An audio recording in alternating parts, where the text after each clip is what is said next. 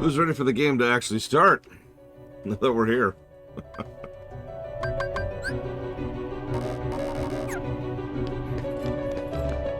Alright, let's see. Mava. Who would read Mava? You don't actually read Mava. Look, I know the previous streams were crap. You can be honest with me. Maybe you're doing this to me on purpose. Just wondering. Okay, for real. Surely there's enough space up there. Fine.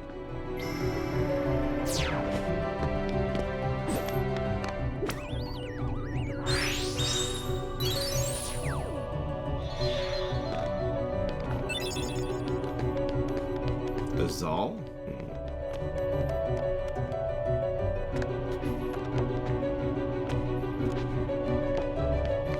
Good morning, names, Les.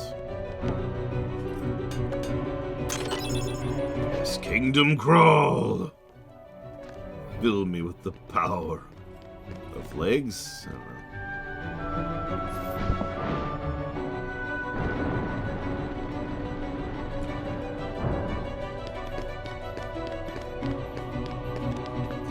So, speaking of that old PS2, I got stuck on this puzzle for the longest time. Do you see why?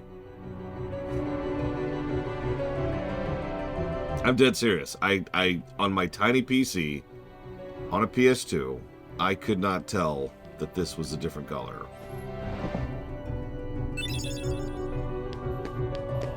It's obviously fine now. It's immediate, but I was just, where the hell?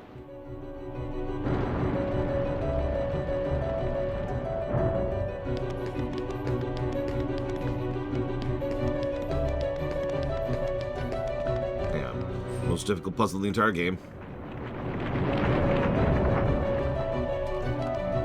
Okay, we did it.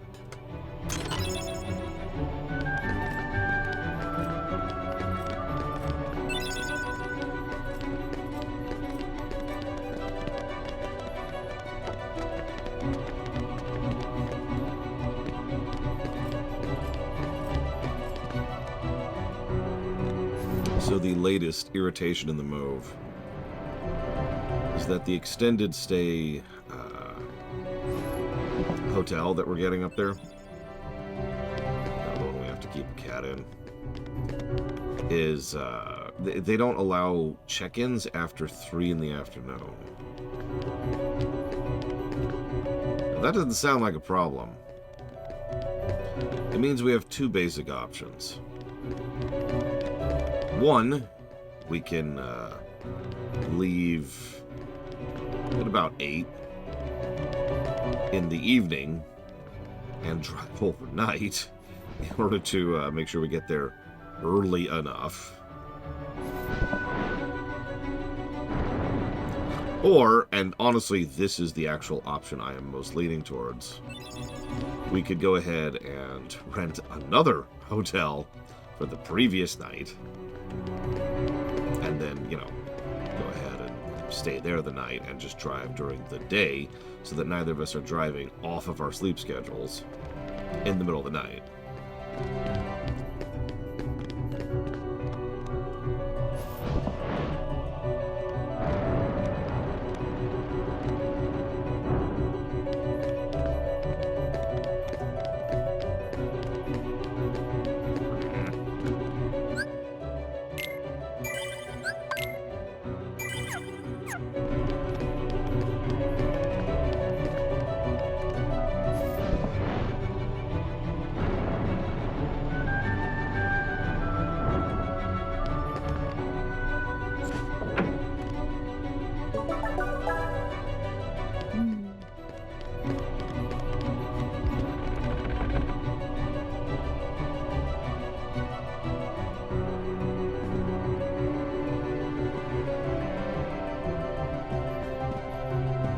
Forced to check in at that time, didn't matter. I'm gonna look into a couple of other options first. Like, for example, if I could do a remote check-in, or maybe I could do like a thing where I specifically set up a special account, just like, hey, you know, just, you know,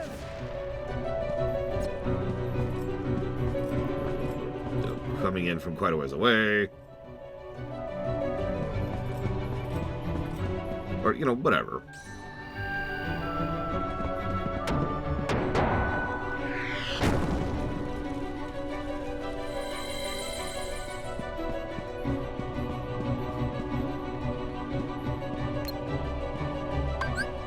See ya!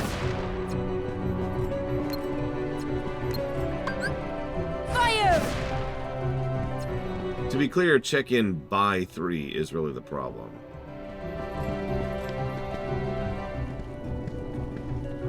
If we could check in later, that would actually be much better.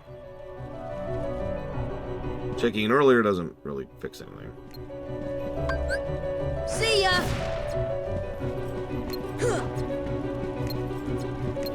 In other news, Fire! apparently I'm just jumping on the hate bandwagon with Starfield. Who knew? I'm doubly weirded out because I wasn't aware there was a hate bandwagon for Starfield. Most people like the game. No!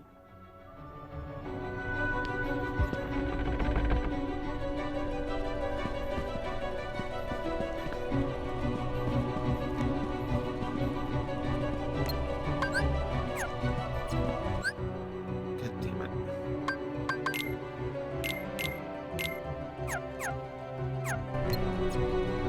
Fire! Fire! Fire!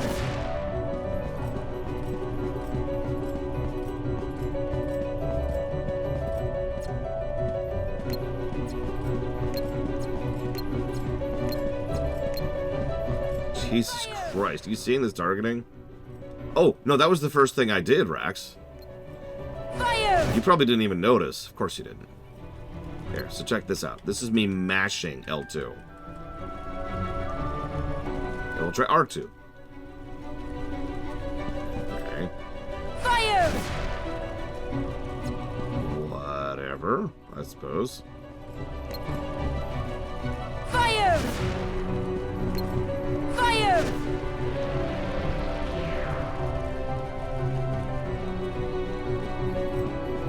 Listen, as we all know, I am extremely experienced in lock-on. It is a spell I use constantly, or an ability I use constantly in this game.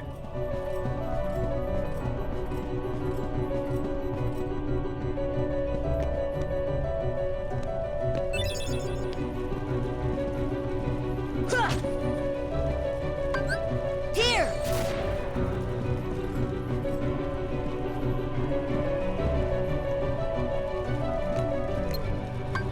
Here!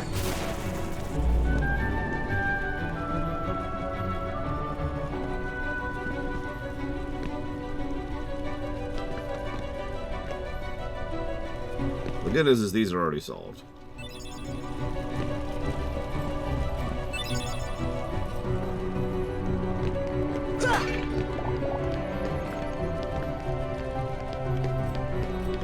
Cars are the other big thing for that, Lord Harriman.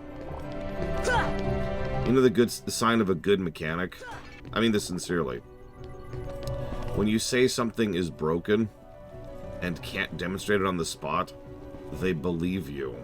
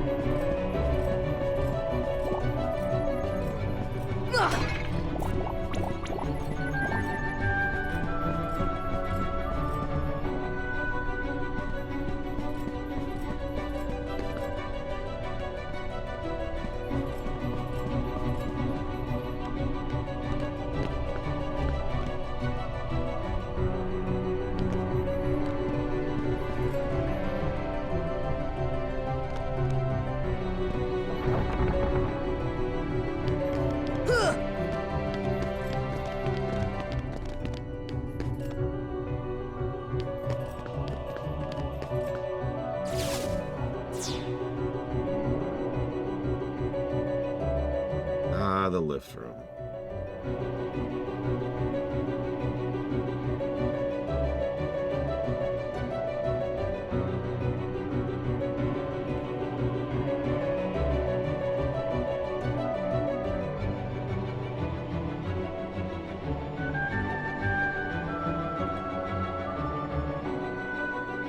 What the hell is a homestead? I'm kidding. I actually know homesteads exist. I don't have one, but I know they exist. Trial and error.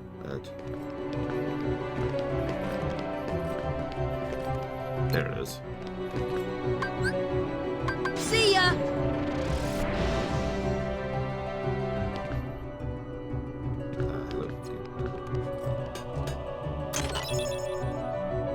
Seriously, all that for Osmos? Really? All that, the whole library puzzle. And then that massive ass loading screen for Osmos. Gummy.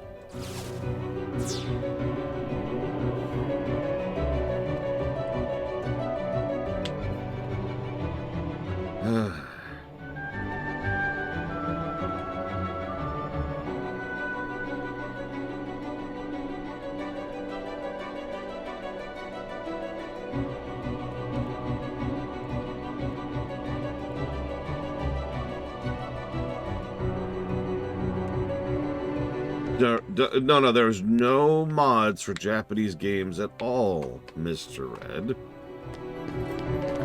They're not aiming a sniper at me at this exact moment in time.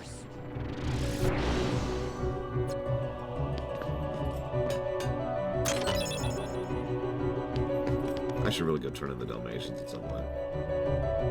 I keep meaning to and I keep forgetting.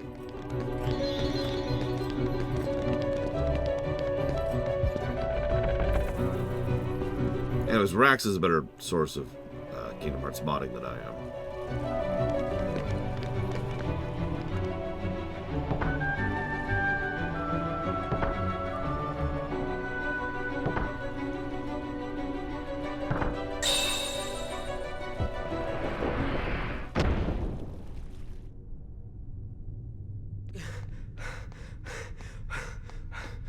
Why? It was mine. So... The heart that is strong and true shall win the Keyblade. What? You're saying my heart's weaker than his? For that instant it was. However, you can become stronger. You showed no fear in stepping through the door to darkness. It held no terror for you. Plunge deeper into the darkness, and your heart will grow even stronger. What should I do? It's really quite simple. Open yourself to the darkness. That is all. Let your heart, your being, become darkness itself.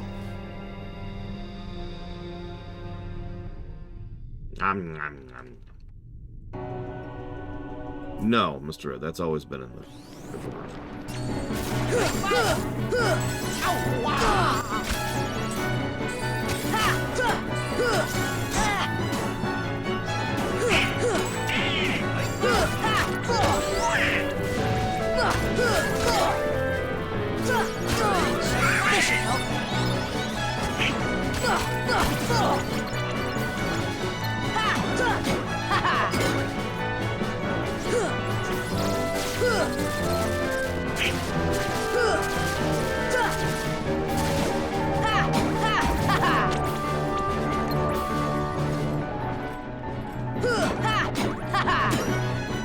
It's okay.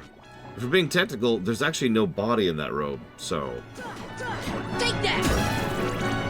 That makes it, you know, more reliable, right?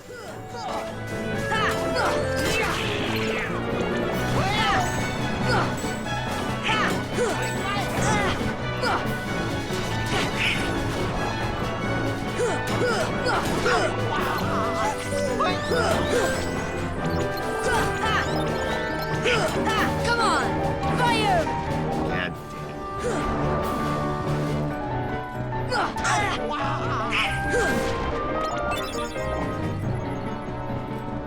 Yeah, you might even say he was a nobody.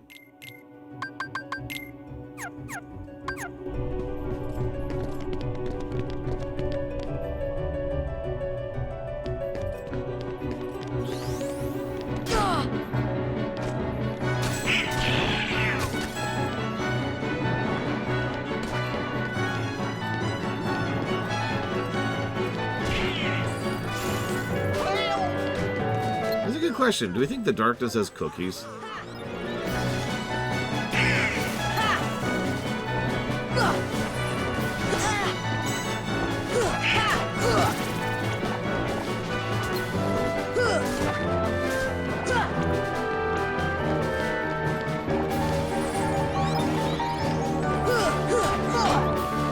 Like, it feels like they would.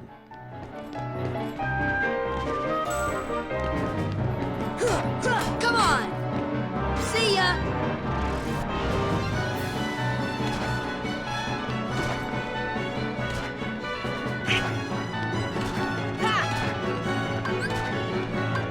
Thunder!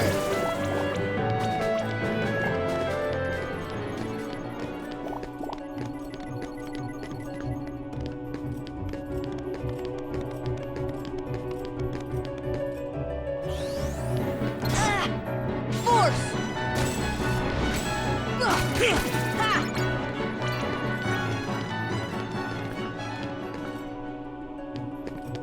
Okay, well, let's do this sequentially, I suppose.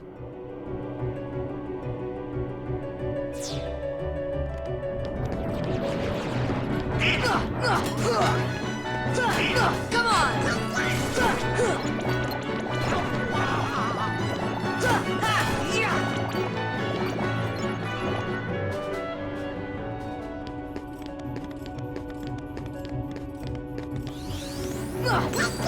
Force!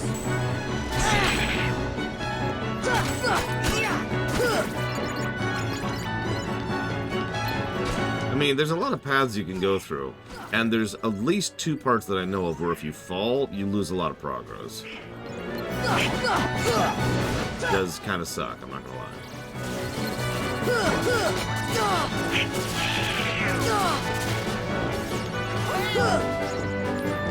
Heal!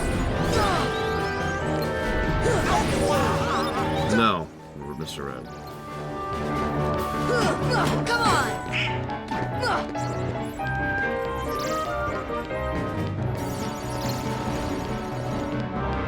Yeah, you notice I was being cautious with the wyverns just now.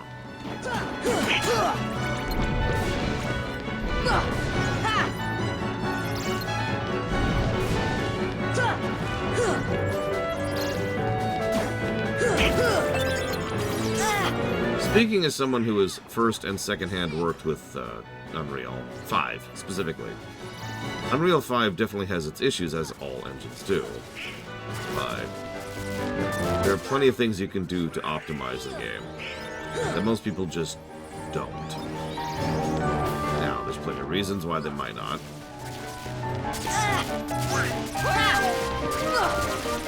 Mushroom Kingdom, Kennex Scout. Easy answer. But whatever the reasons are, most people just don't bother with optimization. Frankly, in general, it's a more and more escalating trend. Now, there are some developers who still understand what optimization means and why it's valuable. Blizzard, of all people, qualifies this. This is it!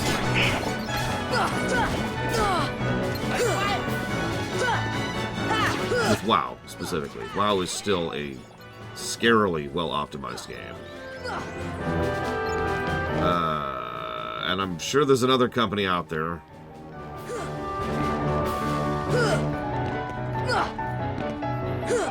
But yes, Unreal 5 has a whole bunch of features and built-in plugins that you can use to automate certain features, which make them a lot quicker and a lot easier to do. And as a consequence, most of those have, well, lack of optimization. So for those of you who don't actually know what optimization means, it's actually really easy to explain. It's doing an operation in 2 steps instead of 15. Now, that's a small change, but if you think about it, every single step that a given engine is doing is a lot of steps every second. So, that's a problem. And so several developers will just use those pre-templates where they will do all of the steps completely unnecessarily in order to accomplish one or two steps, because it's a lot easier to do that than to actually get into coding. That's the other problem with Unreal 5. Unreal 5 doesn't really support... I'm saying that wrong. Unreal 5 encourages its developers to not do hard code, line code, for lack of a better way to put that, and instead to use the engine itself to accomplish all that they need to.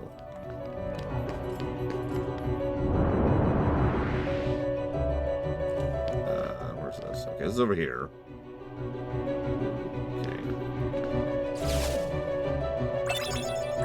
Okay.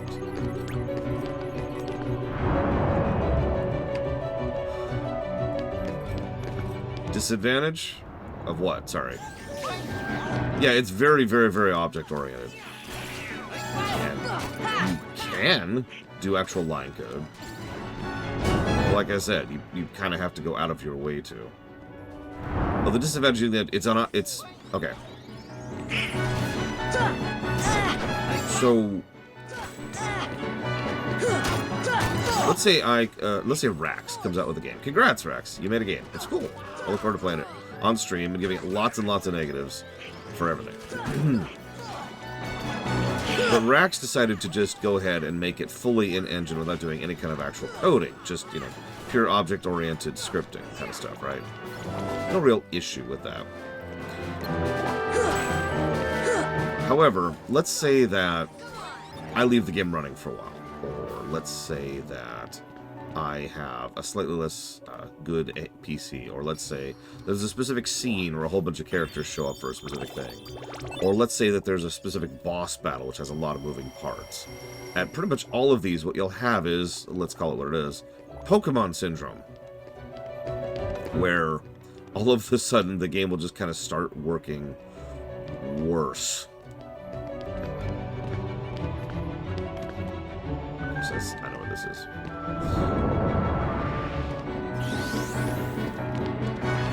Like we had with Arceus and like we had with Violet, there's going to be performance issues, and that's probably going to bother people. And you're going to have to restart the game periodically, which is going to be an issue on a console and also irritating in general. And that's kind of it. How much of an issue that is up to you. This is one of the reasons why I say that, well, the elitist in me would love to be like, Reh. The truth of the matter is, how much is it actually worth bothering to do the actual code optimization yourself when most people don't really care and it doesn't really change your play experience all that much? That is a fairly large additional amount of time and effort and work for something that has no real return. Heal!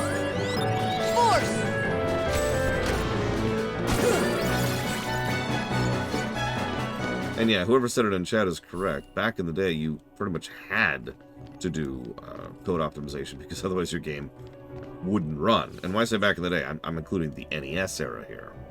Like, you have to actually have your code optimized, or else your NES games don't run or don't run properly. If you've ever heard of a NES game called Strider, it's somewhat, for those of you who haven't heard of it, it is somewhat infamous for being a game that runs terribly and wrong. The reason why is because they never actually optimized their code, and there's also some fairly severe problems with it too.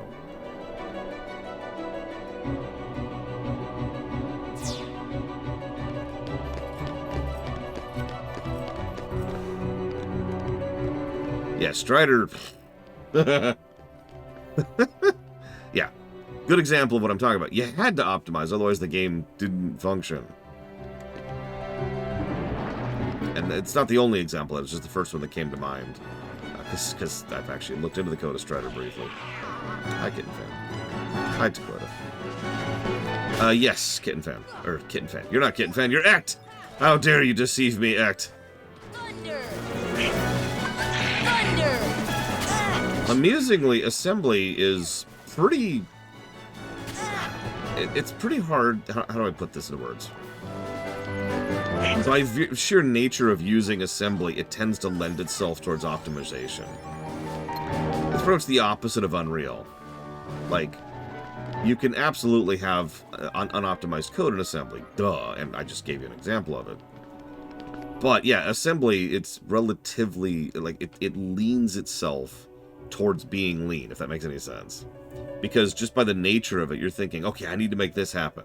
Oh wait, I don't have enough physical space to make this happen. So I have to optimize my code to render this graphic I want to render.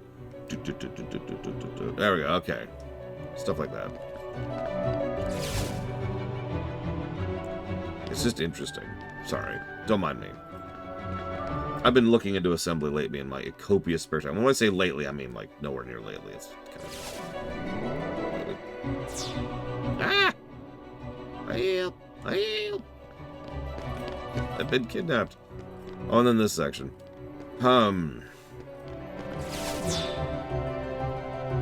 Anyways, I'm getting off topic. The point is that I agree with Rax. So something that you can do realistically, since, you know, spending the extra time and effort to polish game when it comes out is honestly getting less and less feasible with the economics realities of today. And I don't even mean big companies. Big companies can go straight to hell and overinflate how much they insist they make by a massive amount and hide behind words like inflation to excuse it when really it has nothing to do with that. No, that has nothing to do with anything.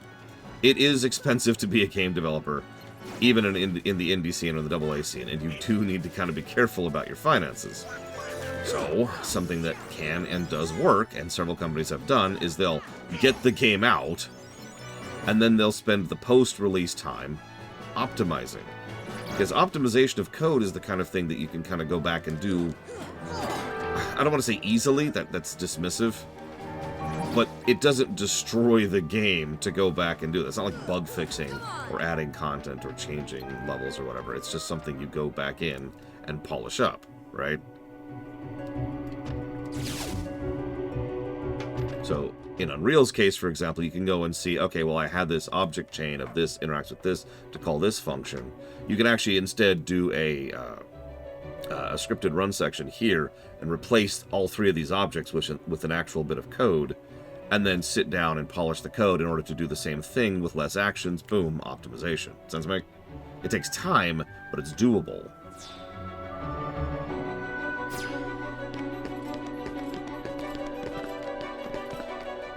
And hang on, I have to go slay Kyrie for some reason. I'm not sure why, but slay the princess. Mario sticker star. No, exactly, Xavion. I've also noticed, and Axiom Verge. Thank you, Borderlands. I've also noticed something where some companies, good companies, I'm going to go ahead and use that word here, use early access specifically as the optimization path. In other words, some companies will do a thing where the game is, for all intents and purposes, out in early access. And then they're like, all right, now that the game's out, here you go, you can buy it. Now we're going to spend time polishing it up. And then they spend those initial sales keeping the doors open and keeping the bills paid while they go ahead and get that extra work done. And yeah, having the feedback is helpful, and getting extra bug testers is helpful, and blah, blah, blah. And yeah, it's actually a fine practice. The problem is early access doesn't mean that. Early access means anything. Sometimes early access means asset flip. Sometimes early access means make and then abandon. Sometimes early access means we have no idea what we're doing. Sometimes early access means, yeah, Pal World. It's one of the reasons I'm hesitant about early access games in general, as opposed to automatically against them.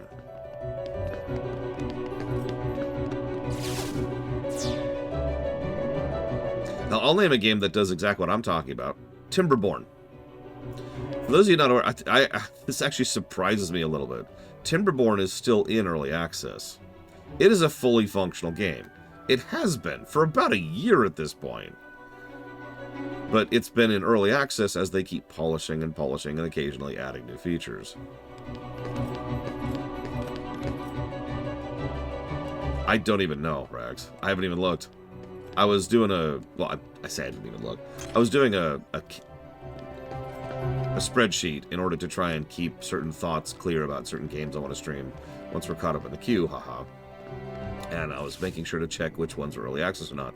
And I was legitimately surprised that Timberborn was still in early access. Yeah, Satisfactory did the same thing. Satisfactory was in early access for quite a while, and was pretty much a fully fledged game. Satisfactory definitely used at least some of its early access time to polish.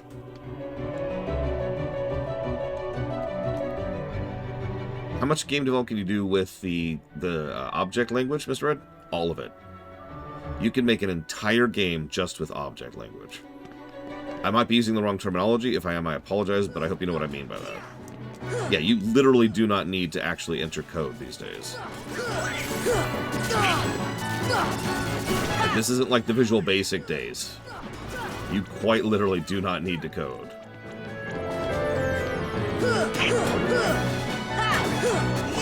Now, as I just mentioned, there are downsides to doing that, but that also depends on the scope and scale of your game. That's another thing to keep in mind.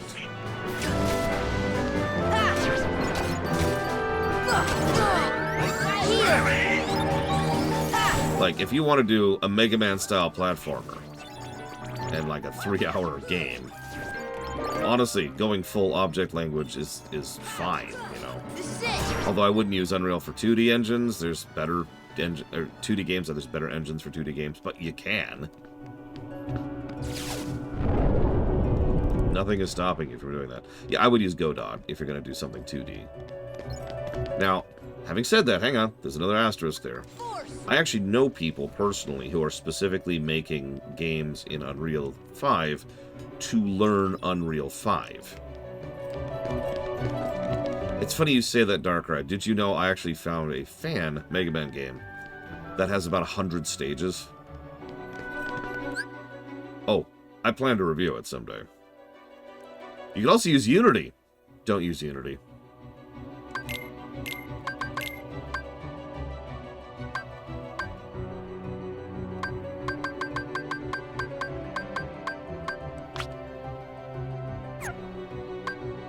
Yes, Unity shot itself in the foot so hard that, what's bad about Unity? Well, there's 3 big things that are bad about Unity. Oh god, that's a good question. Do I have that? Yes, there's Lucky Strike right there. Oh, speaking of which, there's the MP Gift. And MP Rage. I might... I don't know. Do that instead.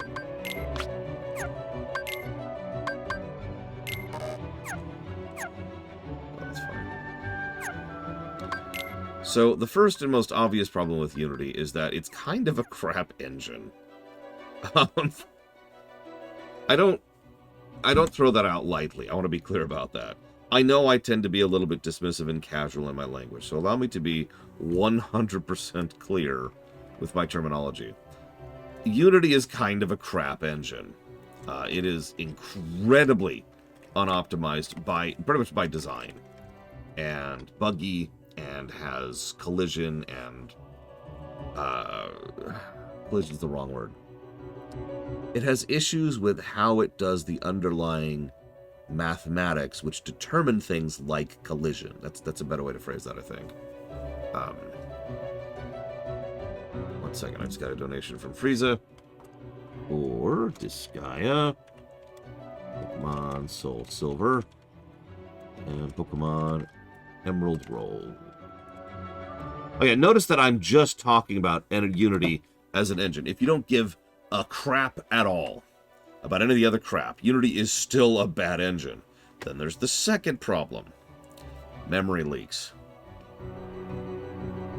Most engines have some issue or another with memory leaks. Unity always has issues with memory leaks. It is legitimately difficult to remove memory leaks from a Unity game, just because of the nature of how the engine works. It's bad.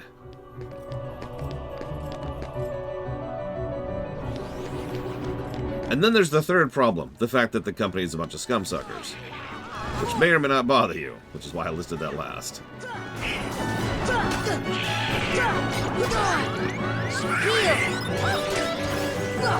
Come on! Like, seriously, they were never exactly a good company. And then, quite recently, they decided to become an even worse company.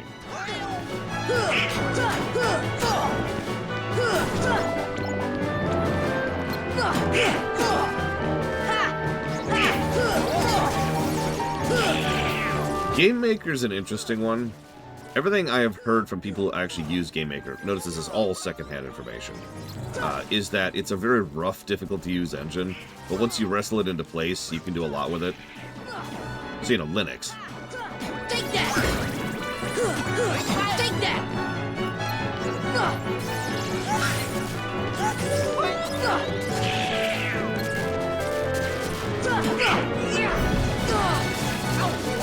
Exactly.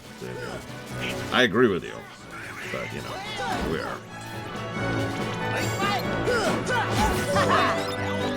Well, the thing is... Yeah, that sounds about right, Bladewell.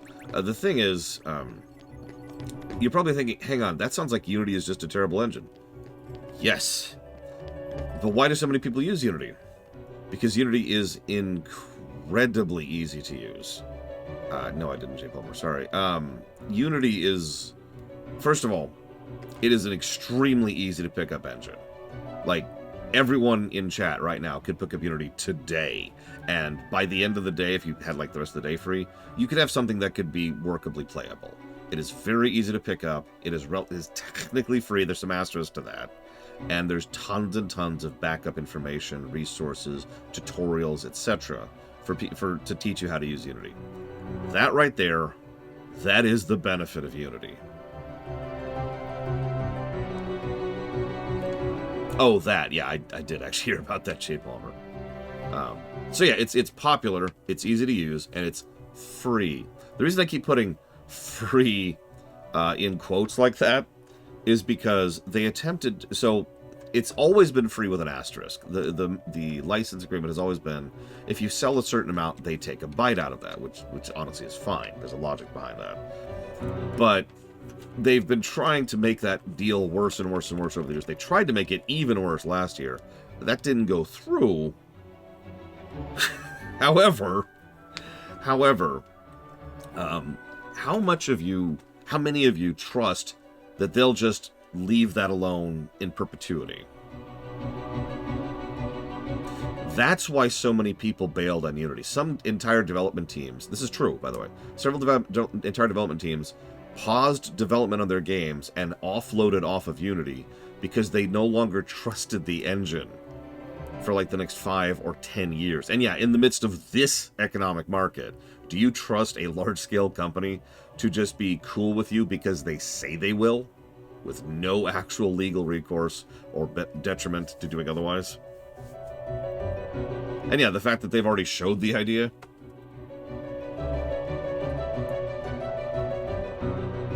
Yeah.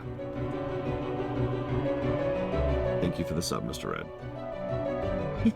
I will put that towards dealer's choice. And I do appreciate it. Especially since I apparently have to hire another freaking hotel. What's the alternative? Everything else. Like, okay, Unreal isn't... Yeah, exactly, Rex. Unreal isn't what I would call a great engine, but it is a better option than Unity, top to bottom. Now, part of the question is, what are you making? Like, what type of game are you making? Because that kind of determines that.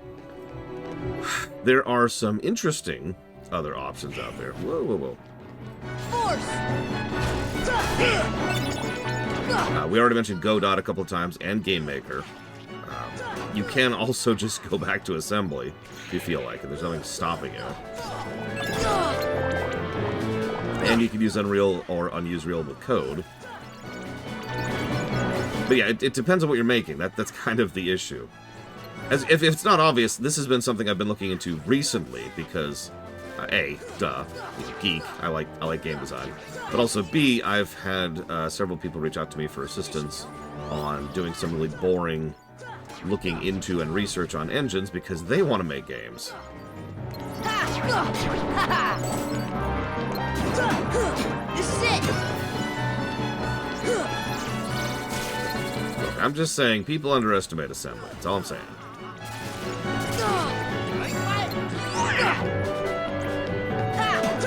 And yeah, if you want something extremely basic, you could just go ahead and hit RPG Maker.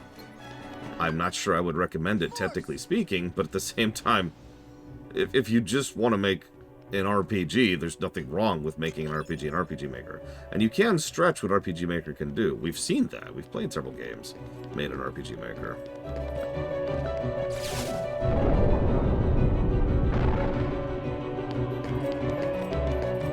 Yeah, RPG Maker is like exercising. You get out of it what you put into it.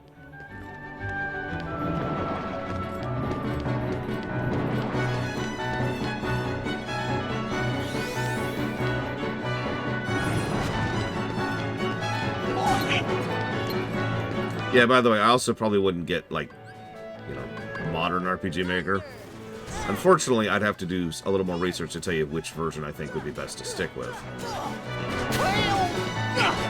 15, maybe? I don't know. That's off the top of my head. Don't listen to that. Don't listen to that.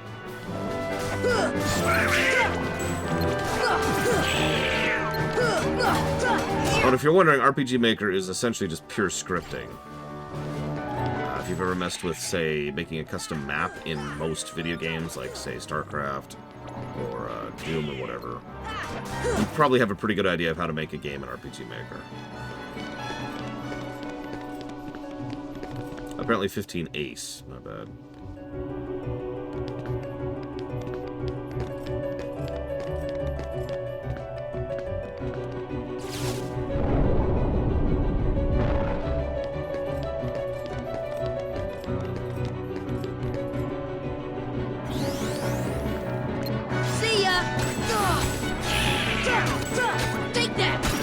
It's also worth noting skills you learn in RPG Maker can also be translated elsewhere, too, while we're on the subject. And vice versa. Possibly Walker?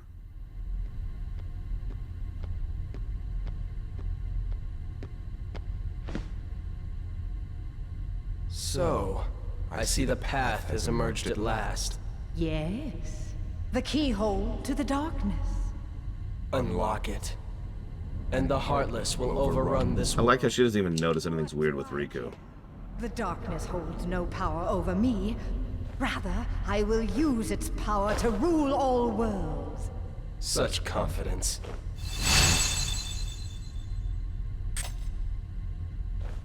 Oh. Impossible! The Princesses of Heart are all here. It must be her. Without her heart, she will never be able to release her power. The King's fools are here. I'll deal with them myself. You stay here and guard the princesses.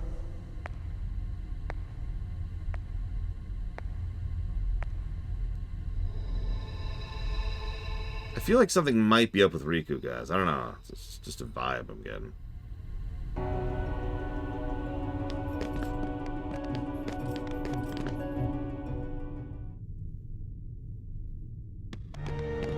I'm afraid you're too late. Any moment now, the final keyhole will be unsealed. This world will be plunged into darkness. It is unstoppable. We'll stop it. After coming this far, there's no way we're gonna let that happen. You poor, simple fools. You think you can defeat me? Me, the mistress of all evil!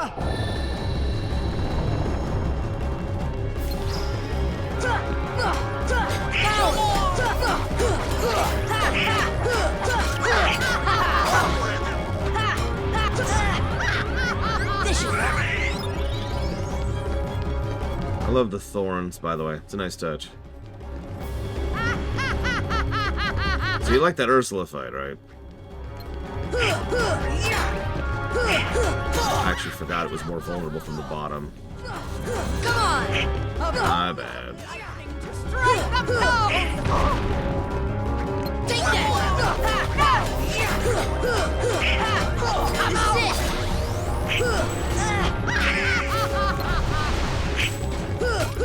This is it! This is it! Yeah, I don't know why. In my head, I was thinking, all right, I'll just go ahead and hop on and smash the platform out from under her. But I barely hit it up top, so whatever. Well, she hasn't attacked me yet. These guys are irritating, though, especially when I'm low on mana. Because I wasted an entire Ars Arcanum on nothing. Hey, imagine not having skippable cutscenes here.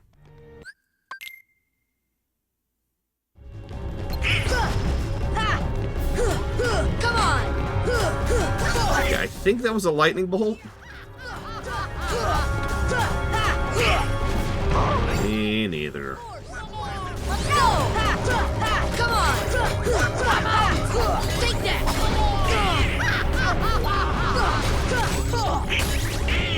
Force! Take that! Force!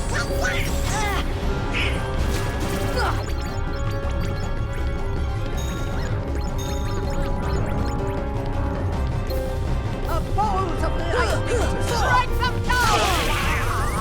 Heal! Come on! Come out!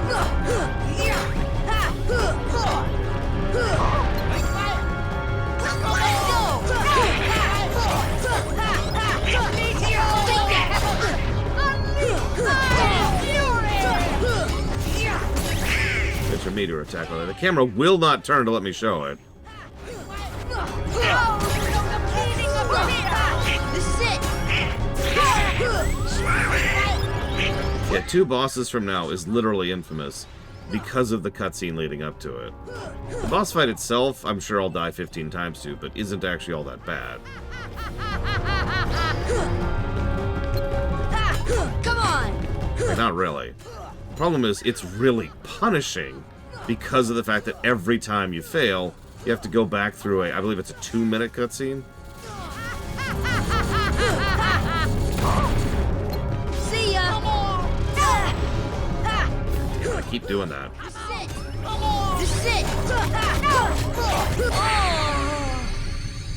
That's twice I wasted a Gravira when I was trying to Ars Arcanum. Worse than one FF10? I don't know if it's actually worse, but it's basically the exact same thing. Difficult fight, made worse by the fact that you have to wait 1 billion years, roughly, in order to go fight it again. Every single time. I've said it before, quick turnaround is the key to good difficulty in video game design. I've said that over and over and over and over and over and over. Let's go! This is it! See ya! This is it! In other words, one of the reasons Celeste, I love to use that as an example, succeeds is because even though it's balls to the wall hard, also your turnaround time on failure is less than a second. And you save progress per screen. So you lose very, very little by actual failing, which is a good thing. Yeah, as Blade Turtle puts out, it allows you to try out new strategies quicker and easier, and it allows you to have a minimum amount of frustration time in between attempts. It's just, okay, get right back into it. Okay, get right back into it. Yeah, I should mention, I've 100%, well, no, I haven't. I've come very close to 100%ing Celeste. This is it! I got the golden strawberry, okay? If you know what that means, you know what that means. On the Switch version specifically. And I loved doing it, because that game was awesome, but also because the frustration time was so minimal. Thank you. So, what game has the best boss fights that isn't an MMO? I mean, Devil May Cry immediately comes to mind. Probably 5 if I had to pick a specific one. Come on! Come out! Come on! Take that! What? You cheap twit. Come Kingdom Hearts 3 should be very high up that list, too. I actually freely admit that. I have Umbral Magnus, yes. Come on! Away!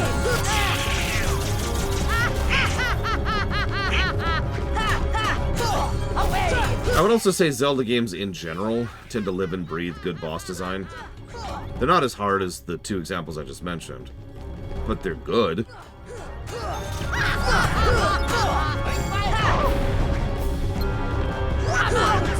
Take that!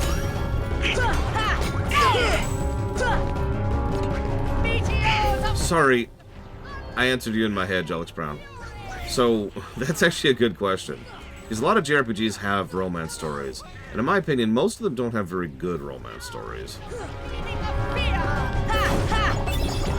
We actually had a discussion as a group about what we felt a triple positive to romance would be in an RPG. We came up with a few examples, but FF4, no, not at all. Come on! No, it's FF6, actually.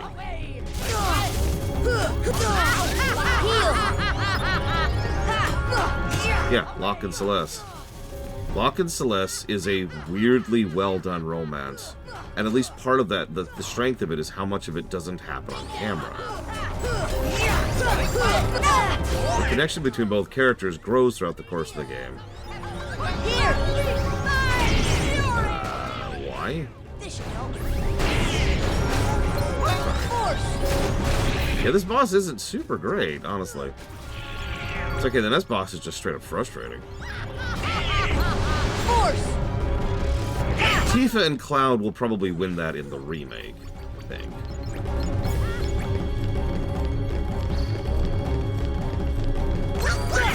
Yeah, I think, so, a little bit of internal bias here. I think too many writers insist on having a romance develop on camera, and there's limitations with that.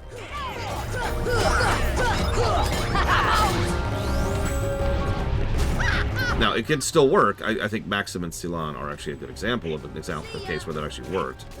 However, as you say, Jelix Brown, once you have decided two characters are going to hook up, it's pretty obvious they're going to hook up.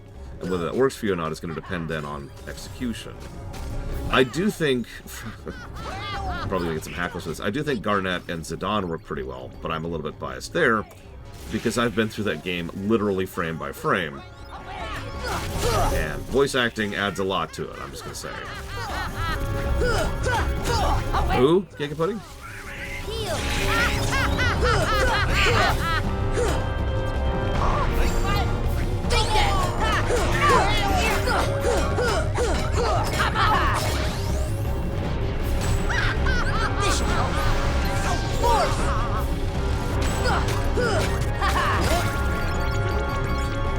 Thank God these things drop tons of mana, at least. I kind of do, Giga Pudding. I don't remember them having a relationship, so obviously I can't answer that.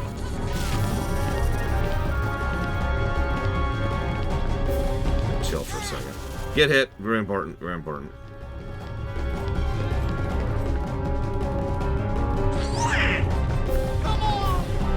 So here's this thing. Are you sure, Czar? Take that! I mean, I don't know.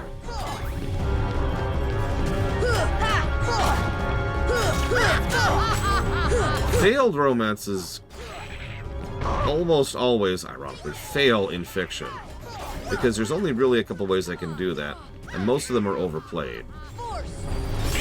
I'll give you a direct example because I was playing it last night. Halo 3 ODST.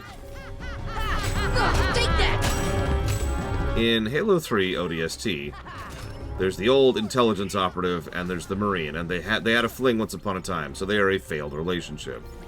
And it's probably the single most bog standard thing that I could imagine. So no, again, I was literally just playing that game last night. Come on! It's every 80s Hollywood film you've ever seen. There's literally a slap kiss. It's actually a punch kiss, but still.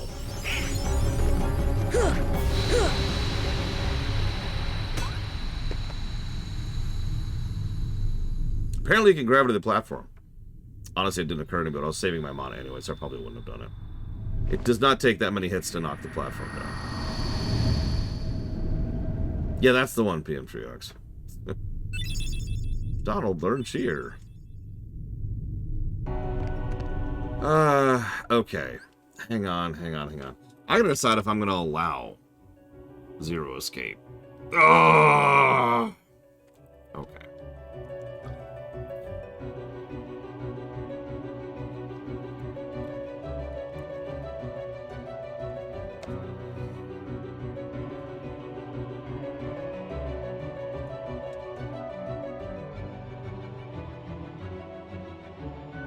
We haven't reached Reach yet. We just, like I said, we just finished ODST.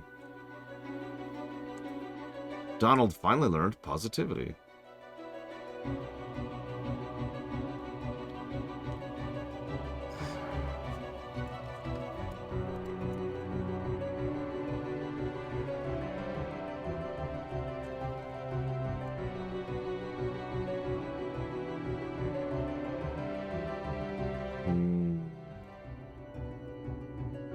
Alright, Czar. I'll allow it. I wouldn't get your hopes up, though. If you're okay with that, I'm okay with that.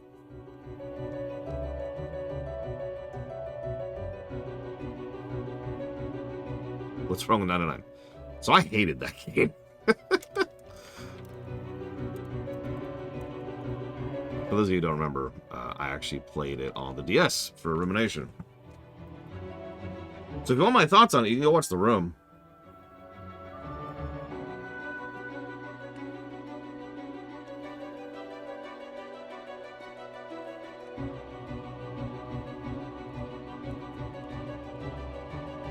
It's a horror puzzle multi-dimensional game. Remaster. We'll be playing the remaster. I actually don't own the DS game anymore. I gave it away. So I'd have to buy the Steam version.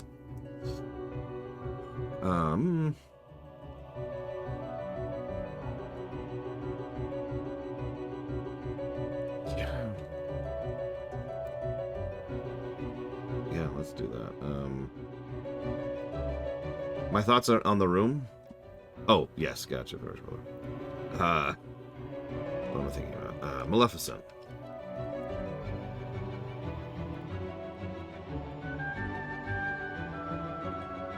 Yes, Frisco Born. It's also a sequel to Marathon. Literally. It's actually more asterisky than that, but there we go. Someone asked me a question I wanted to respond. Oh, that was it. Bosses. Right. Hang on. So did you know I have a spreadsheet? I have many spreadsheets. I am an organized sort. So why don't we just look? What game do you think that isn't an MMO has the most boss positives? Let's just scroll down the list here, shall we? So Devil May Cry 5 is winning already. No shock there. Shovel Knight had quite a few. I forgot about that. Several Metroid games. Luigi's Mansion 3. You know what? I stand by that.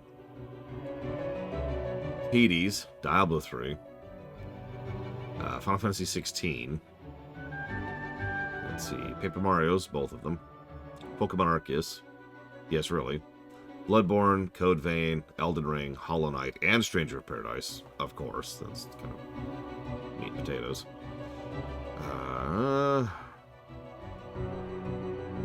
Tears of the Kingdom. Had some damn good bosses. A lot of Zelda games, honestly. A lot of Zelda games. I'll just skip down that. And then there's WoW, and then there's FF14.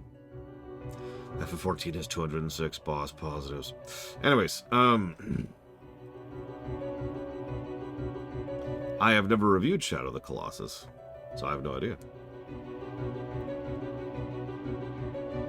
Now, let me double check that. Let's see, Tears of the Kingdom has 16 boss positives. Twilight Princess has 10. So I would say yes. Tears of the Kingdom has overall more boss positives than Twilight Princess. And actually, that does make sense. So, I'll stick with that.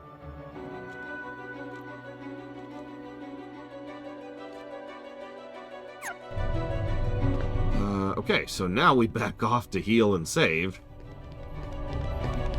Oh, Twilight is way leaner. Again, we're just looking at boss design. Not even, like, side categories of things related to boss design.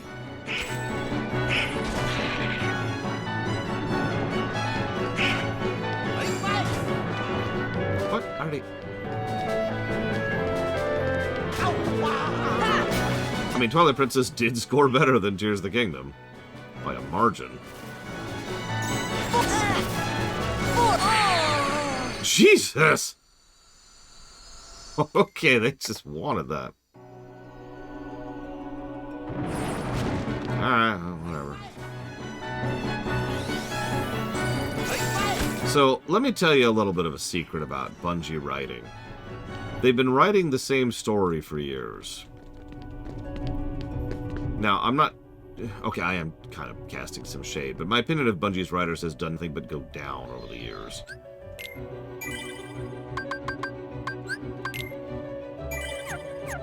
The overall plot and structure of Myth is the same as the overall plot and structure of Marathon, is the same as the overall plot and structure of Halo, is the same as the overall plot and structure of Destiny.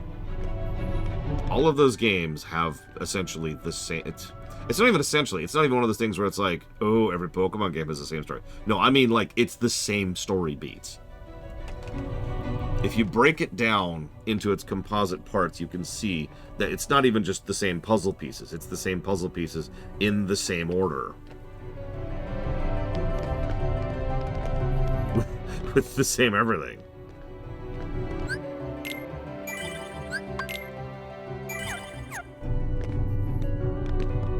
I will also admit that while I enjoyed Halo's story for what it was, I still think Myth is probably one of the better stories they've written. Probably because it was one of the first. They hadn't started circling the drain yet. And yeah, I should mention I have extremely little respect for Bungie after Destiny. Hi, Ross. Do you need some help? Riku! Yes, a Keyblade. But unlike yours, this Keyblade holds the power to unlock people's hearts. Allow me to demonstrate. Behold! Now, open your heart. Surrender it to the darkness. Become darkness itself! This is it. This power. Darkness. The true darkness! Okay, so I love this take on the film, unironically. For those of you not aware of the film, she turns into a dragon for the final battle and is killed by, I don't even remember his name. The idea of her, like, being unlocked by a Keyblade specifically designed to unlock her darkness and that turning her into a dragon just kind of fits so well. It's clearly someone thinking about it and remixing it in a way that makes sense for Kingdom Hearts.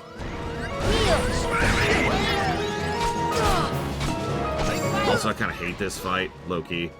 We'll see how we do.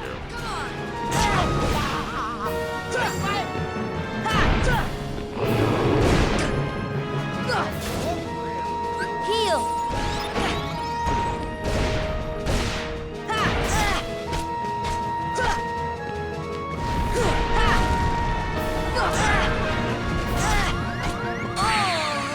That's actually okay. I'm going to allow that. Because I forgot to refill my ethers.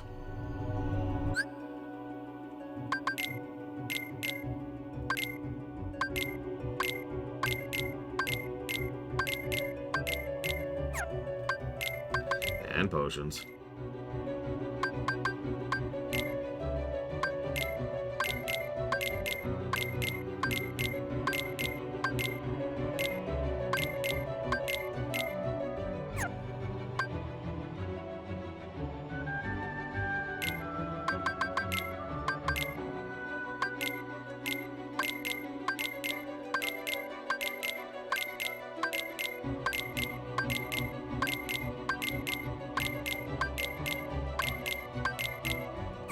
Okay, there we go.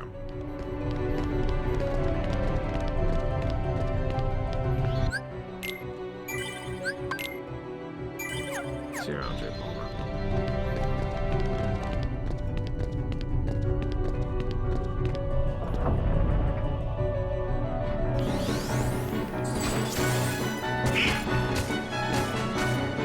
Good morning, Braylon.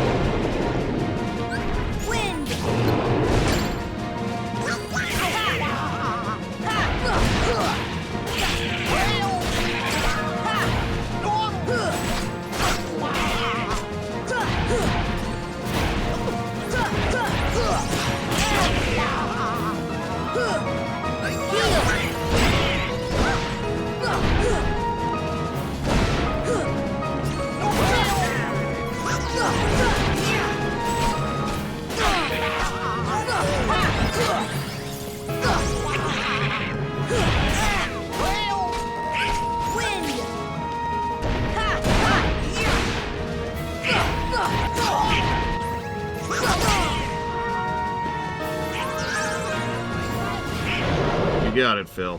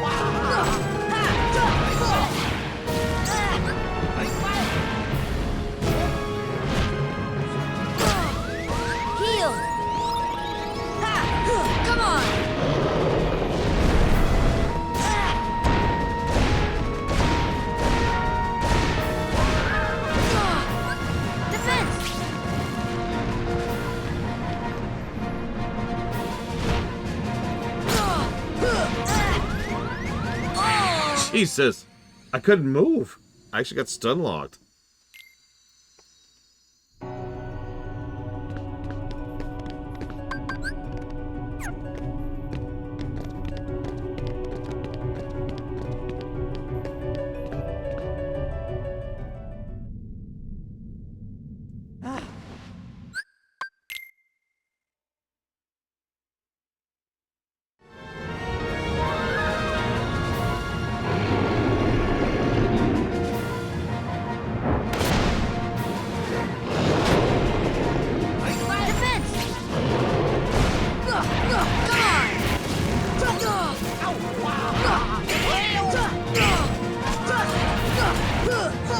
The irony is the best leveling point to recover to set up for this fight is after a boss after this fight.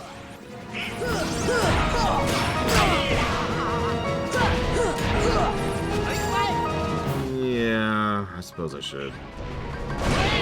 Get me straight.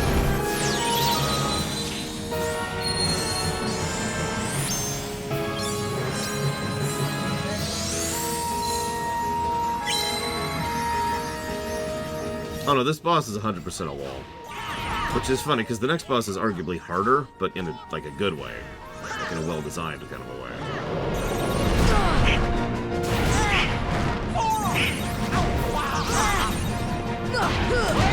There's a lot of moving pieces here. And it really gets in the way of the camera.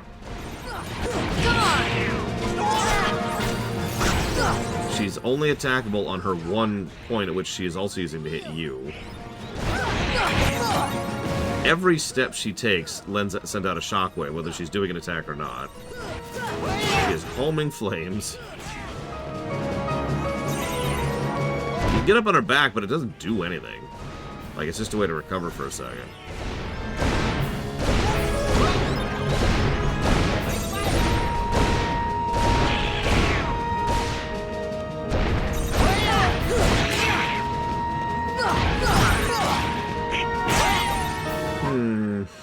I'd say one of the slightly better early, like, Blackwing Lair fights. You can see what they were going for, but it doesn't quite succeed at the spectacle that they're probably wanting out of this fight.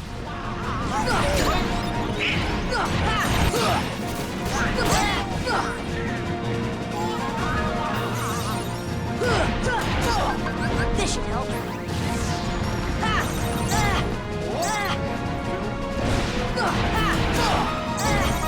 Honestly, I feel like I'm fighting the camera more than the fight in this fight, though.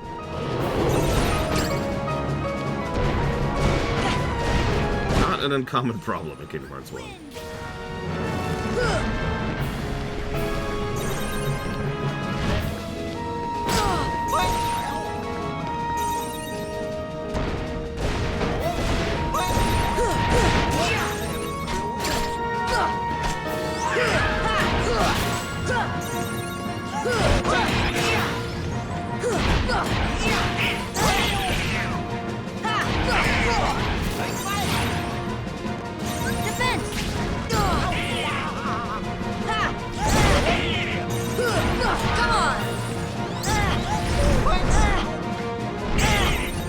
God, I can't even see where I'm going.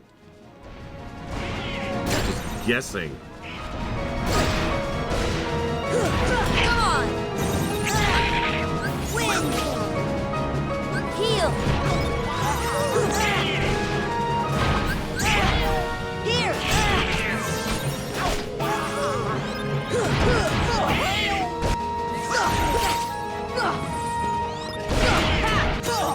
Yeah, that's the problem. What the camera probably should be is like 30 feet out that way. Instead of right up in her face.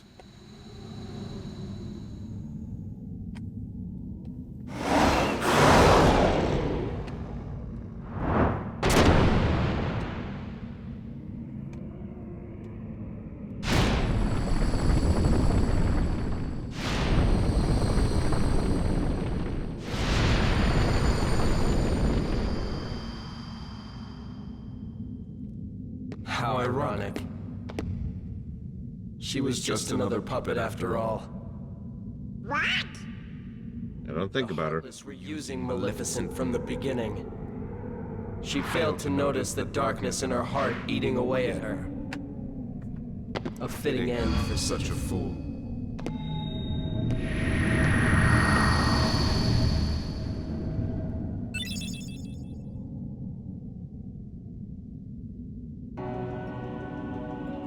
Yep. And she's never coming back. Ever, ever, ever.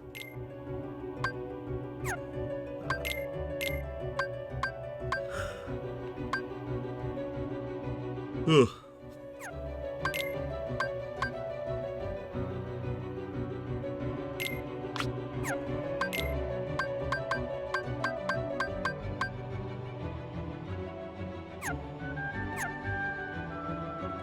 Oh yeah, we can bring Beast to this fight, can't we? Jeez.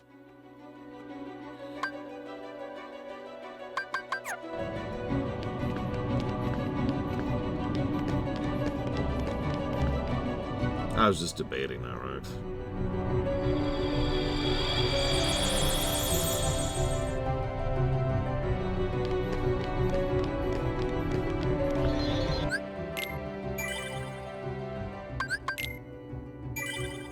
Oh hey, we're over the 40 marker. Leveling has officially sped up. Holy crap.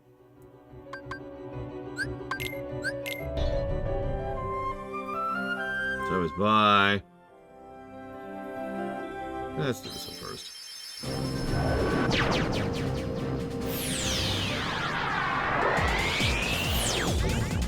Oh yeah, I was thinking about how I screwed up yesterday. I made like 6 mistakes yesterday. And one of the things I screwed up was I mentioned that Kingdom Hearts 2 didn't have the wonky leveling curve stupid nonsense thing. And Rax said, no, it does. I was confused by that, because I've never noticed it in Kingdom Hearts 2. So I decided to look up why exactly I had that perspective. Do you want to know why? Because I did actually come up with an answer for this.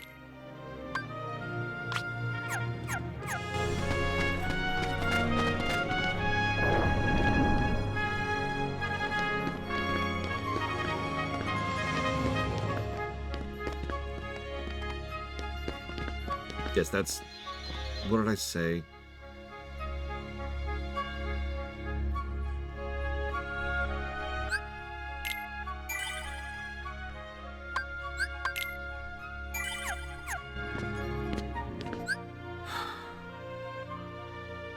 The thing at the beginning where you change which abilities you get at which levels.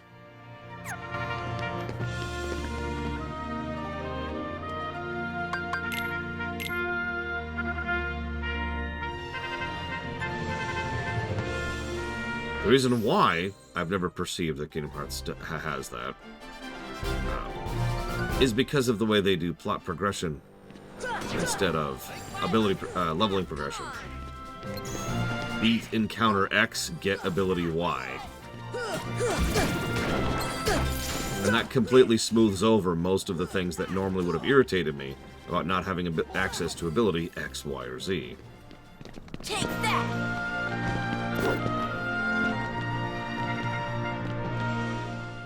God, I hope not, Friscoborn. Conversely, God, I hope so. Come on! Take that!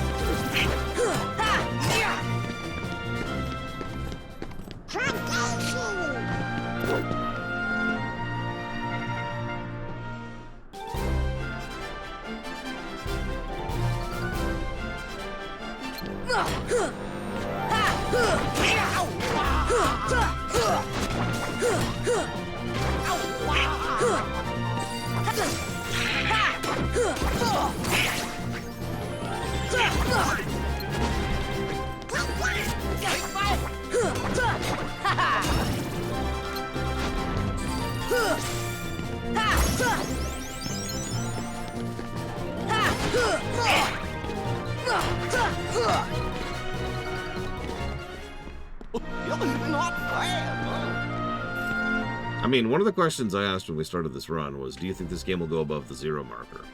And everyone said yes. And a few people thought I was crazy for even suggesting it.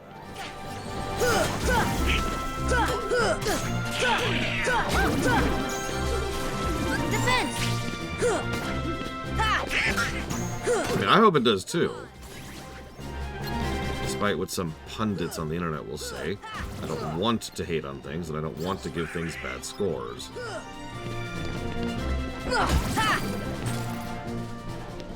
Nothing to it.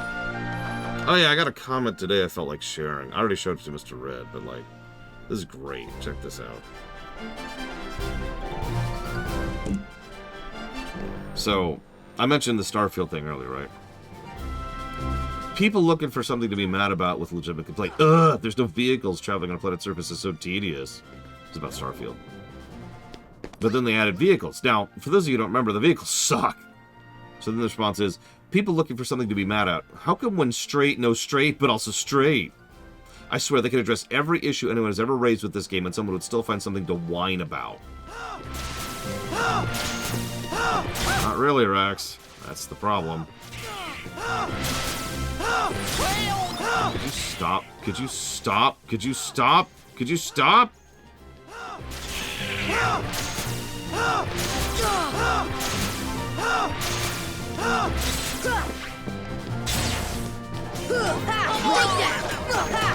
Come on!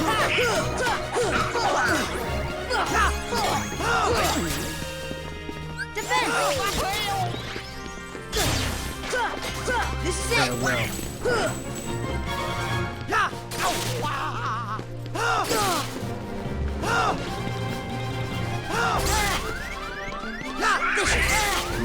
Heal! Give me your best shot.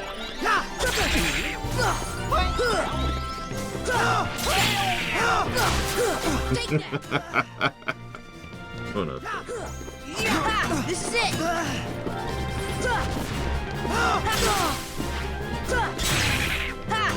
Gotta keep going. Because he's Vincent's arm.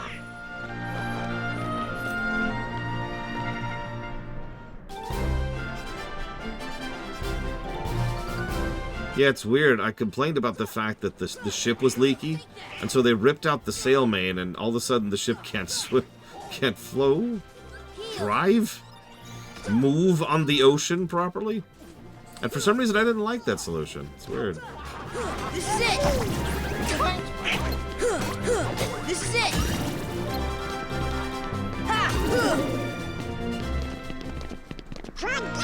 What, you don't want to fight Cloud, Frisco? I mean, most ships have difficulty swimming. They can only doggy paddle. Come on!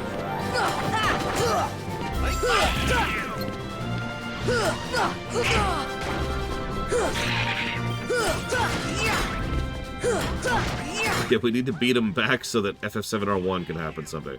I take full credit for that. We beat the crap out of him in Kingdom Hearts and in Dissidia, and that's what knocked him back into being Cloud for FF7R1. Come on! Now, that's actually a good point. We did see a tank do a pretty good job of swimming and flying recently. Heal! So while we were playing Halo ODST,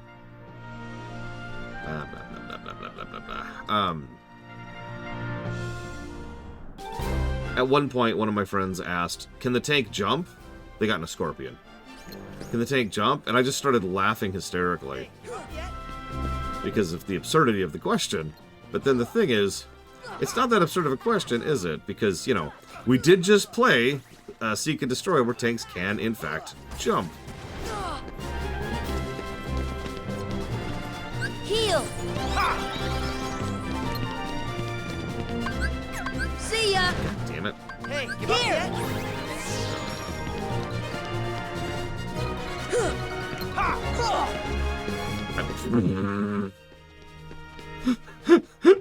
up yet? Yes, I give up. This is it!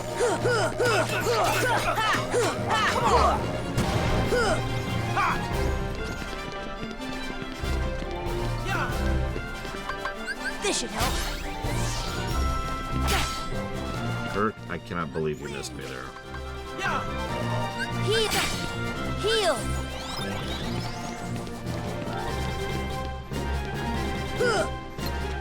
Hey, give up yet? This is it!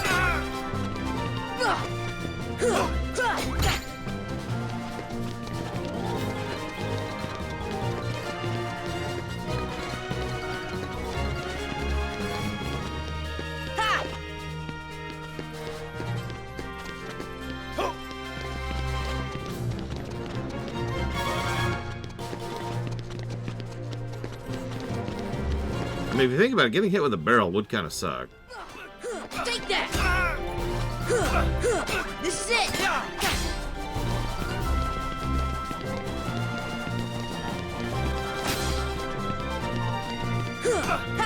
This is it!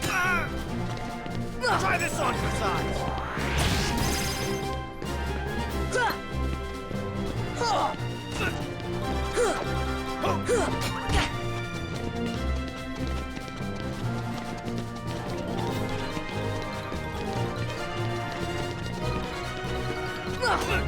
Take that! Take that!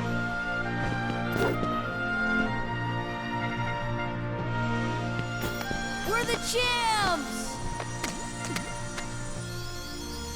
Listen to that crowd.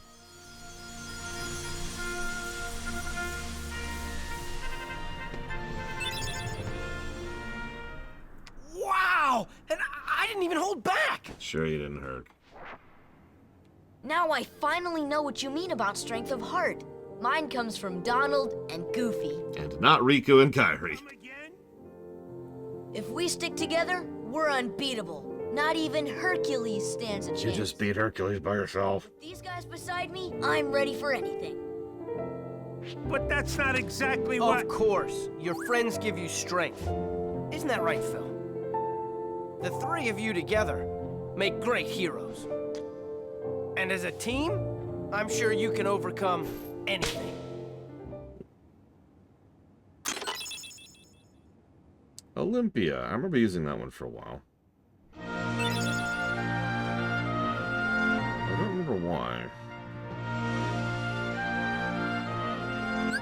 Who's Kyrie again? Let's see. Powerful weapon, difficult to deflect, and crit. Oh yeah, that's the short-range crit monster, isn't it? Yeah, it's 6 more strength. I lose my MP, though.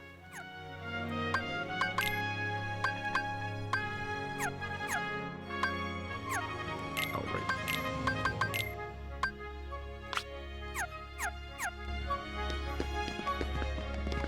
Oh, excuse me.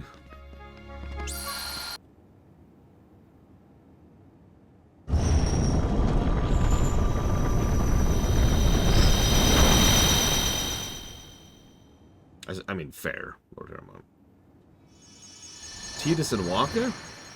You know what's even worse than that, Dream Whisperer? Because even you forgot about Selfie.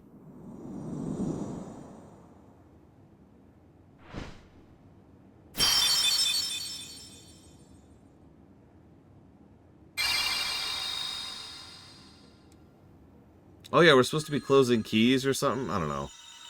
I stand by my complaint about the main plot. It might as well not even be there. It really might as well not even be there. It would be very easy to write this out of the game, and nothing would be lost. They kind of do the same thing in 2. Okay. We have access to... Yeah, there's this solo match. We're not going to do that, though. I don't remember what you get for him, but I don't care.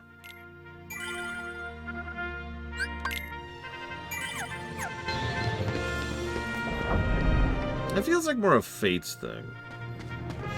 Yes, we have to close shut the jaws of Oblivion.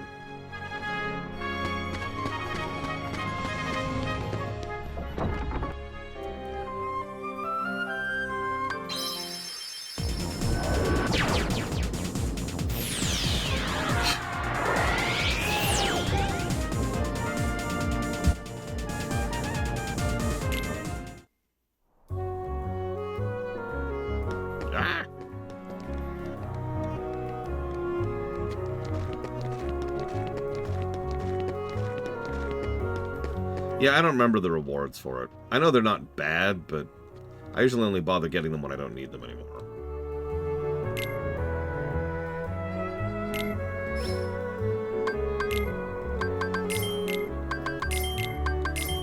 Whoops.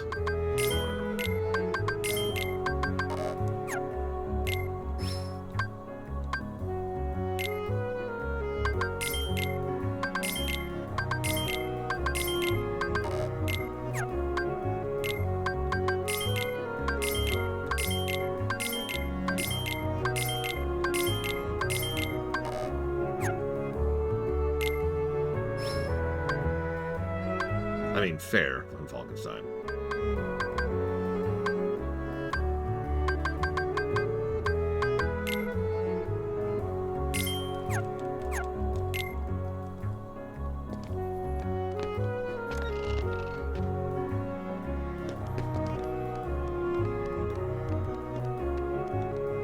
Yeah, I was complaining about that. Well, I was commenting on that as we went. Because, yeah, some of those timed tournaments really suck.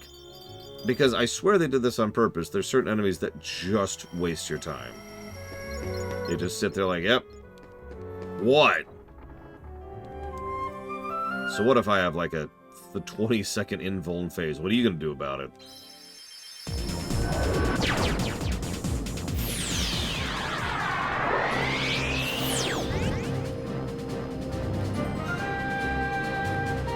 Oh, right. That's pretty much.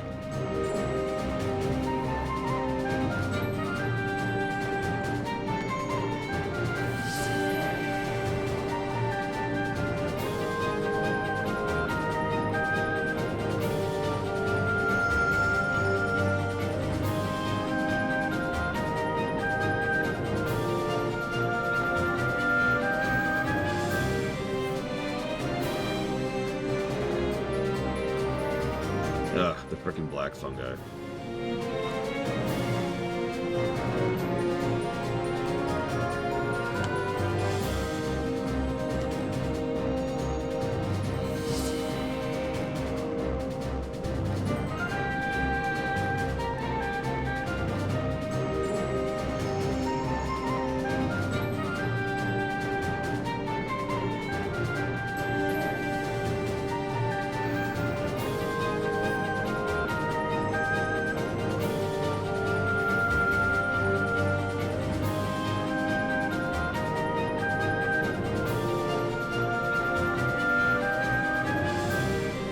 Sorry.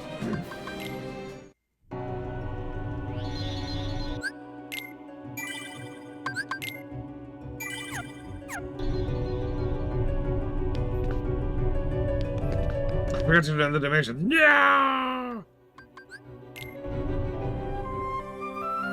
Hang on. Hang on.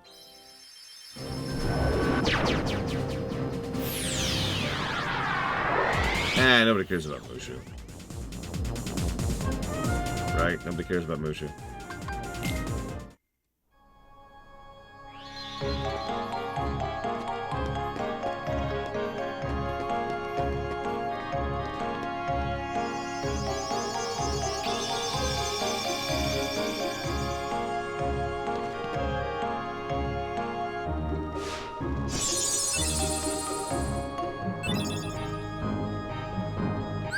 Is that better than his? Well, yeah. Let's do that. Have some MP, Donald. Have all the MP, Donald. Alright, just bring him over here since I have glide and have for a minute. Why don't we do this?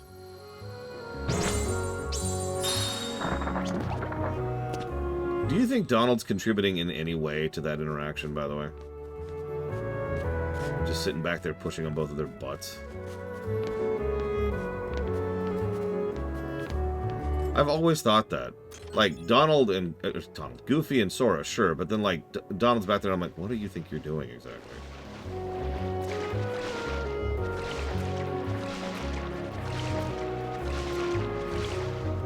It's like, there's a scene in Jurassic Park which always makes me laugh. Especially since it's during this big, intense fight with the Velociraptors.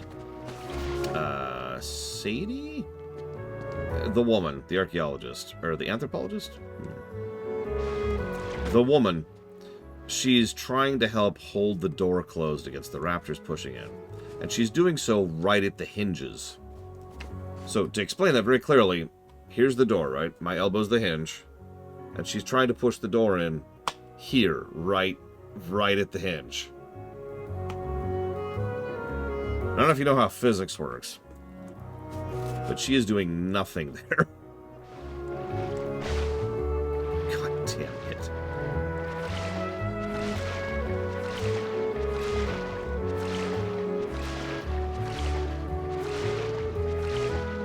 God, could you imagine having Donald Duck as your morale? Ellie, that was it, not Eddie.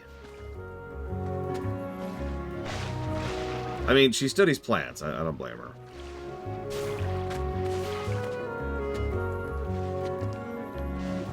She was a little panicked in the moment. You know, I'm not trying to shame. It's just like it's not a thing I would ding the movie for. It's just something I find funny because she's doing nothing.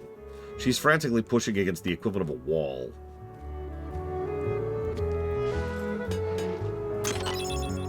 Hey, Dalmatians! Well, since I just have that fresh reminder there. Yeah, there's also a gun just right there she could have gone and grabbed. Look, if there's one thing I know about high heels, is that they're really good at helping you escape T-Rexes.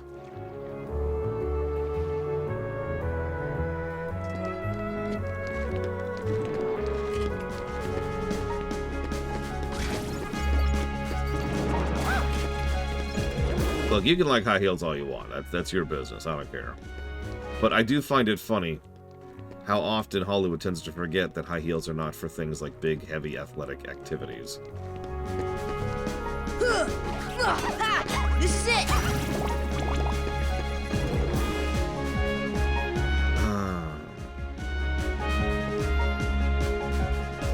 Old school Donald was crazy. I've considered that several times, Avion. What's probably more likely is when this game began development, which I remind you was pretty much right in the heels of FF8, there was probably not a Donald and a Goofy at all. And then at some point in time, it was kind of rejiggered and restructured, and Donald and Goofy kind of took that slot.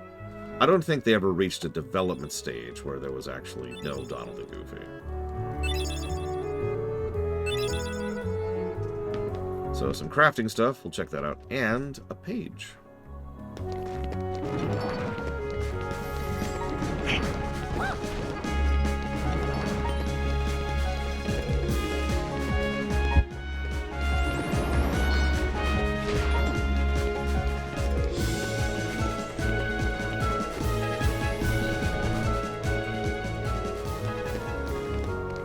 No, off the deeper end. I'm not that crazy. Not for a stream, anyways.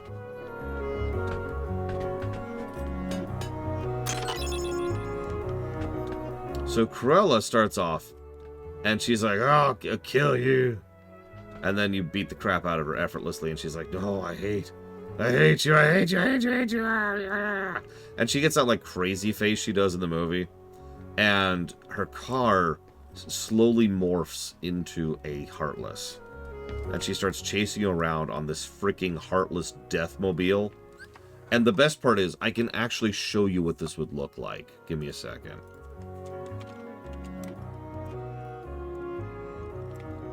Hang on. Give me a second. Like, I can picture it in my head. Okay, so... here we go.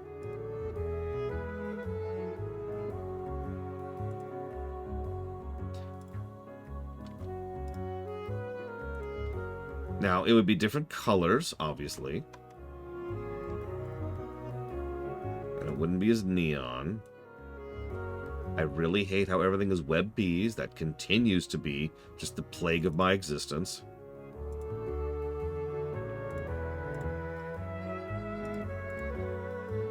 Just making things take unnecessarily long here. There we go. Boom. Hello? There it is.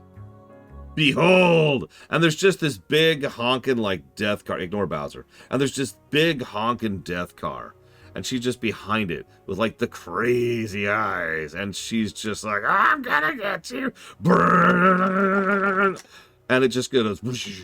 And, like, you can just picture her going, whoosh, whoosh, like, just giant. By the way, this game is awesome. This is Mario 3D World. It's a great game. You should play it. Whoosh. And she's just trying to ram you or knock you off the thing. Or she'll, like, stomp on you with her back wheels. And every now and again, the mouth will open up of the grill and it'll spew out like fire. It'll be great. I'm gonna pull out Donald's feathers and turn them into a hat. It's great. I would say yes to both. Exact.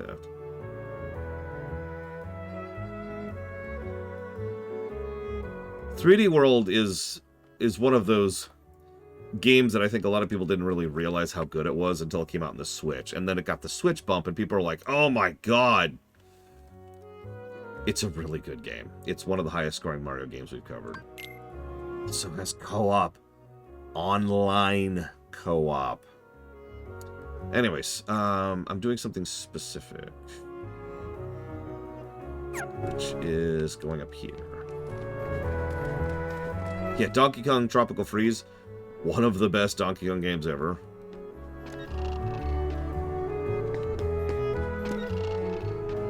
If not the best. I look forward to reviewing it someday.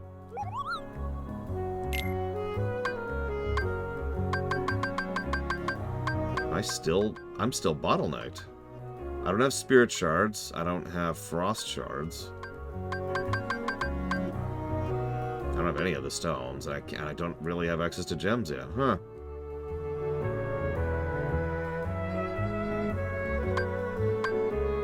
Oh, it's a great co-op game, Rex. Legit. It's a 4-player co-op game, which is even better. Oh, whatever. We've got a bunch of Mithril. Is Mario RPG worth playing? Are you playing the Switch version? In which case, yes.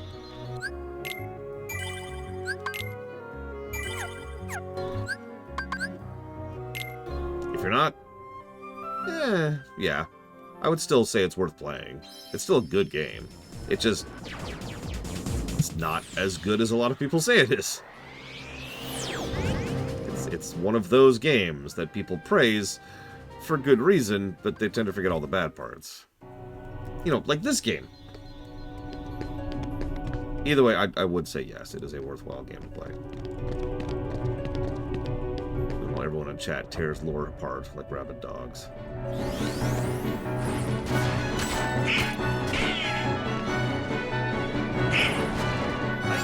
Right, I have to actually kill these. Heal! That's not the button I wanted. You know what? Mushu! That way we can acknowledge you in Kingdom Hearts 2.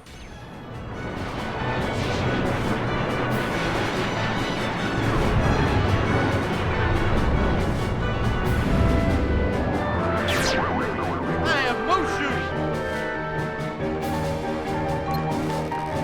Gotcha! See ya! See ya! Gotcha! See ya! Gotcha! Thank you, Mushu. Gotcha! Gotcha! So we can see where Wisdom Form came from.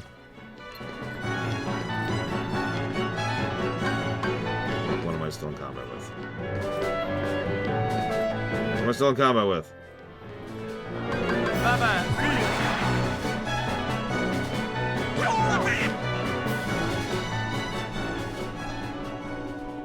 Working on it, Roman Cure. Working on it. Oh, it's such a good version off the deeper end. Paper Mario 2 R. It's a remaster, but it's one of the best remasters I have ever seen. That's not actually a joke. I was showing this off during the LGAs earlier this year. The sheer quantity of tiny micro optimizations and improvements in the game is enormous. It's hard to even calculate how many quality of life features they added in it. It's so good. It's so good. I forgive me for gushing.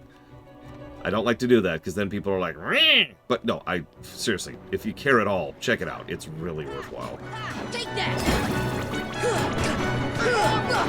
They added a form of voice acting to every character in the game. I don't know what you want from me.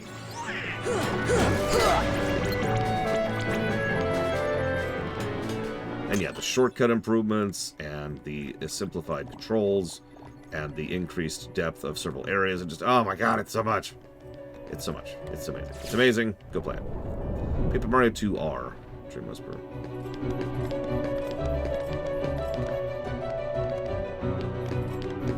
Do you think a game can be reviewed without beating it? I sure hope so. Although the number of games we have on the books that we haven't finished is pretty small at this point in time. Which elevator was that? Okay, so is that this elevator? I would not believe you, Bladefall. I might believe it has about as many quality of life features, but I would not believe it has more. There's no way in hell.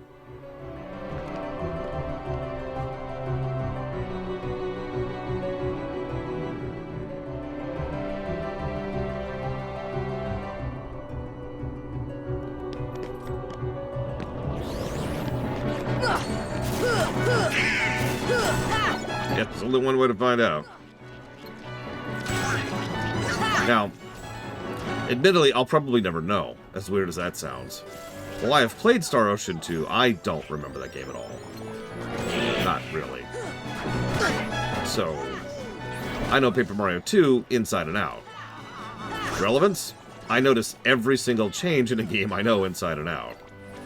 I won't notice any of the changes in Star Ocean 2.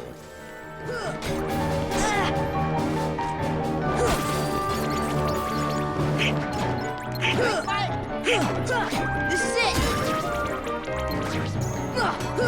Take that!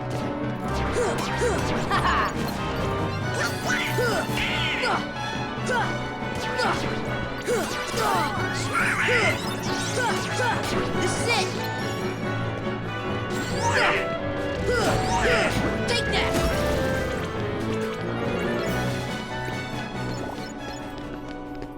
So this one?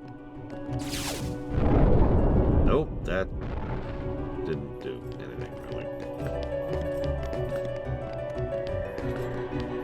But yeah, we do have such a thing as an unfinished tag for reviews. We used to pull it out a little bit more often. Nowadays we don't nearly as much, and thank God for that. But the goal is to never put up that tag.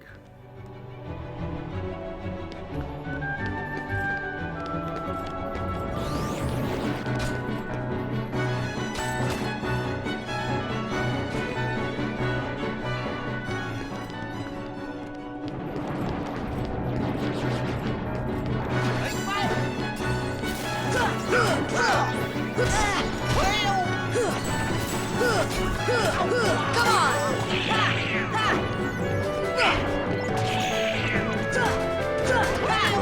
Even without contests, Giga, I'm pretty sure that's a Guild Wars 2 thing. And therefore, it should be played dead.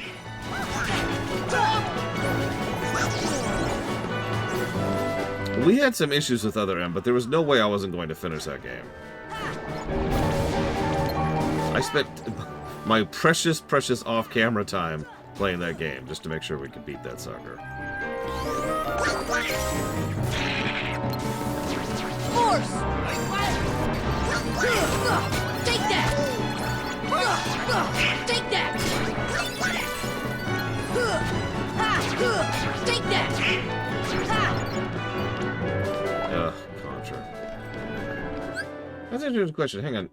I'm not sure if any post-Oblivion games have the incomplete tag. Let me check there real quick. I think there's some... hang on a sec.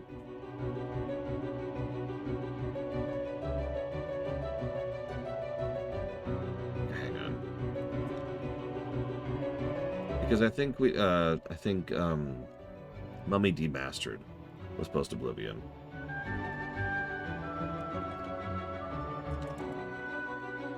Yeah, there it is.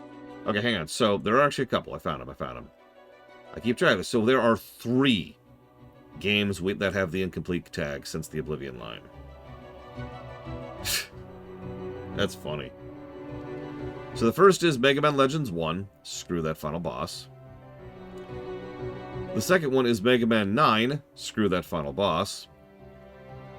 The third one is Mummy Demastered. And Mummy Demastered can go directly to hell.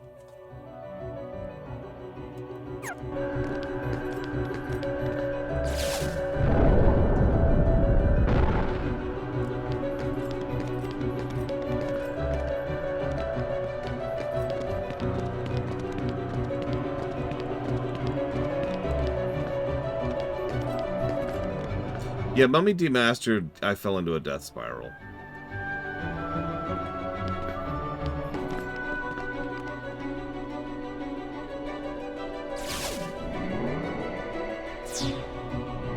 No, this is wrong. I think.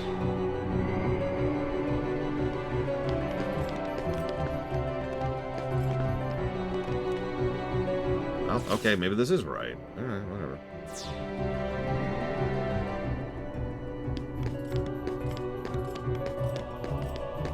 It's okay, I'll just talk to the NPCs to figure out where to go.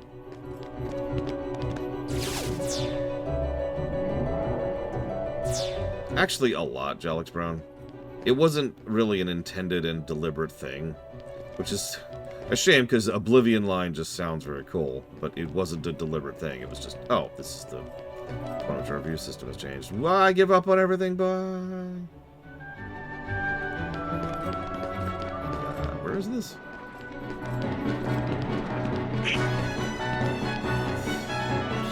So, the review system was constantly morphing and changing as we kept developing it, right? Before the Oblivion line, it was just still in beta. It was still in early access, whatever you want to call that. And we were still trying to figure out how exactly to do reviews. So, things that would qualify as a positive, rules, standards, concepts, categories, none of that was really codified. It was just, you son of a Submariner! You little snot! You're all dead. You're all dead. Take that! Force!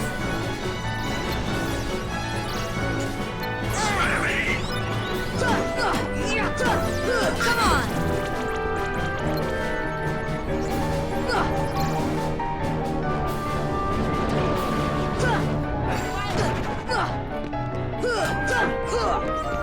Why would they do that, Giga? How much is it? Because I know that costs real money. Everything costs real money in that freaking game. See ya! Force! Force! See ya! Force! See ya! Just start spamming ultimate here. Don't mind me. See ya!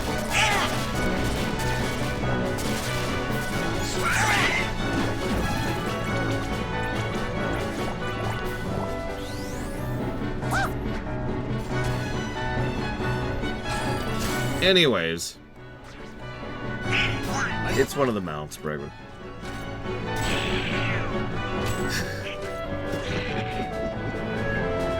Words. So, the review system was changing and developing over time, Jelix Brown. And right before Oblivion, we had reached a point where I was actually pretty confident with the new system. And so, walking into Oblivion...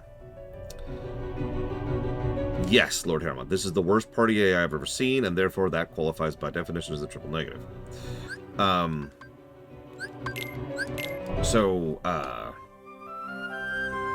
Losing my train of thought.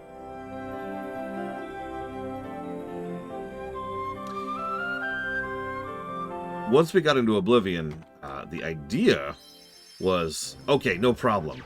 All we have to do is we have to audit the previous games and kind of get them back up to code with the new system, right? And I spent a few weeks trying to do that and failing absolutely miserably at it. Because it wasn't possible. Several people have asked about this, and the simplest way I've ever come up with explaining this is, it's not like converting from inches to centimeters. It's like converting from inches to gallons. It was such a completely different system. And all of the previous systems had no real unification to them. Well, even the math we were using was a bit different.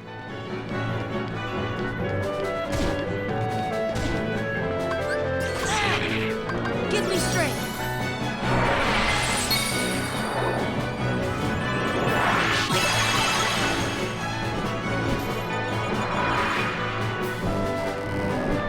Gotcha.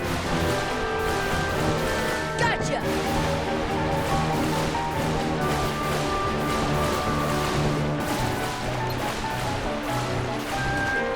Also true. The only real viable way to update them... Up. Oh, come on! Would have been to just replay them. Which at that point, and as soon as I realized that, I pulled the plug and invalidated every review before Oblivion. Which was a painful thing to do, but it really did have to be done.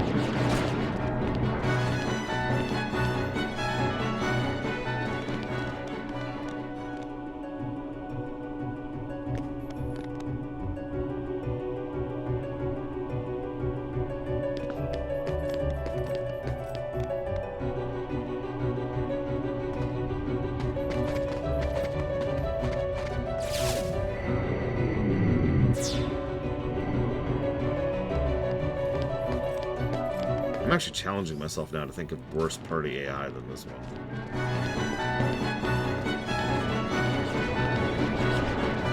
Up! I'm trying to get to the Riku fight.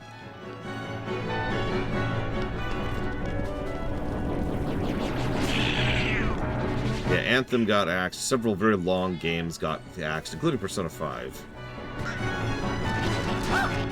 Which really sucked, because that was the longest game, I think still, ever.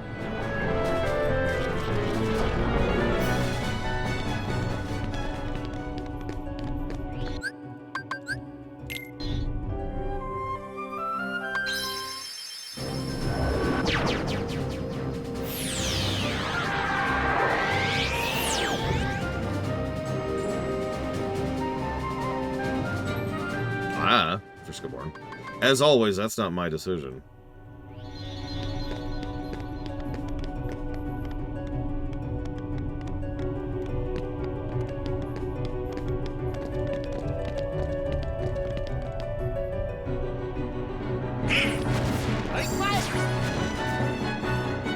So, that's your guys' call.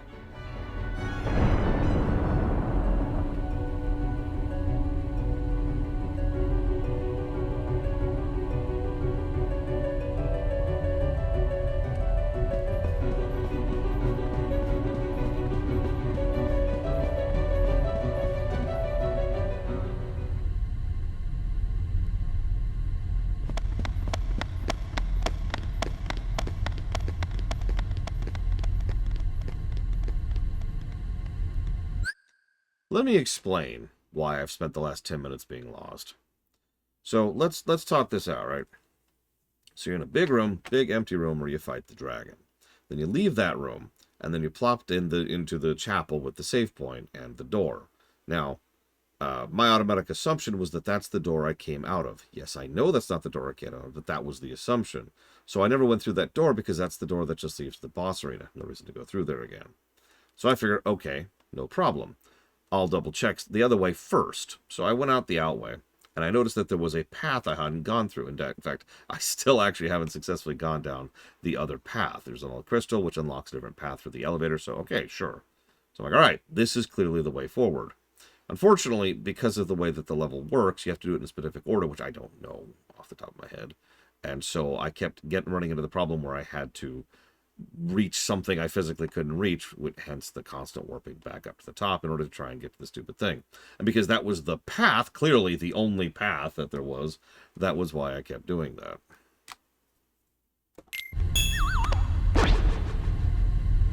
Kyrie! Kyrie! Kyrie! Open your eyes!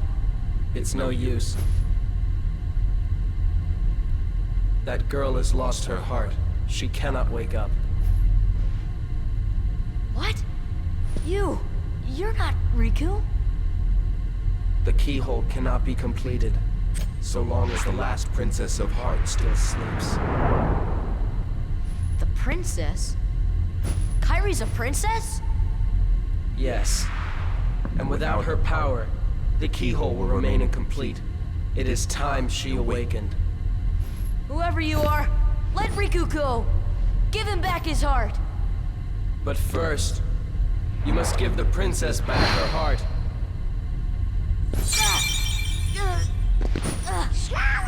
What's... Don't you see yet? The princess's heart is responding. It has been there all along. Kyrie's heart rests within you. Kyrie's inside me? I know all that there is to know. So, back in the day, this was considered something of a reveal, which I only find funny because some people actually argue that this wasn't a reveal at all, that it was just really obvious and everyone just automatically assumed it.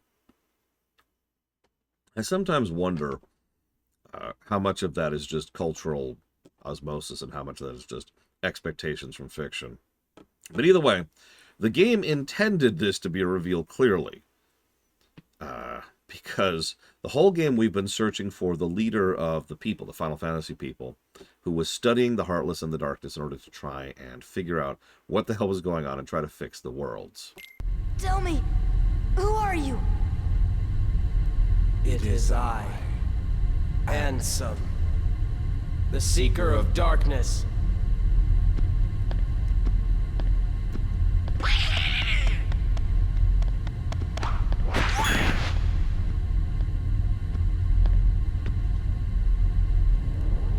So, I shall release you now, Princess. Complete the keyhole with your power. Open the door. Lead me into everlasting darkness.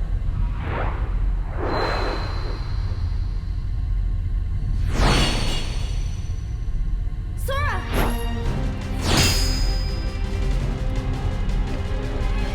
Forget it. There's no way you're taking Kyrie's heart. I actually just answered that, Blade 12, but I don't blame you for not paying attention to me, since apparently I don't know anything today. Ansem was the ruler of the... Let's ignore all future games for just a second. Actually, it was the third Jellic Brown.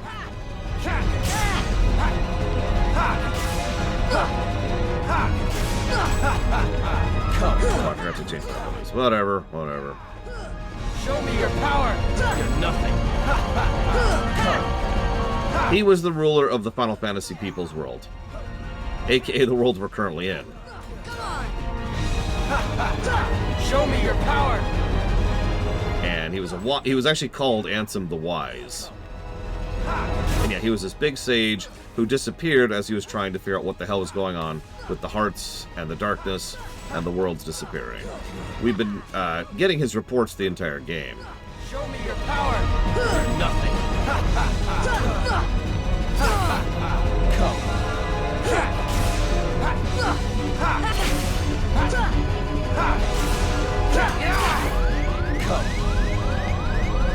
Heal! Yeah, Eris mentions him. Goofy talks about him very briefly. And yeah, the Ansem reports you get from Jafar's stage and onwards. This is it! Now witness true power.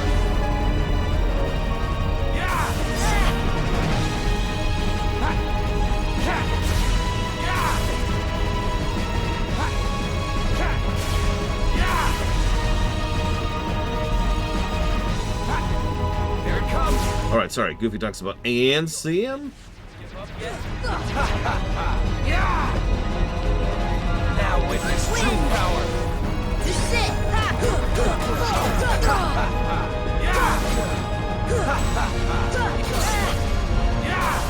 Heal! Here it comes. It's pretty much in the background, which could be argued to be a good thing because they don't overemphasize it.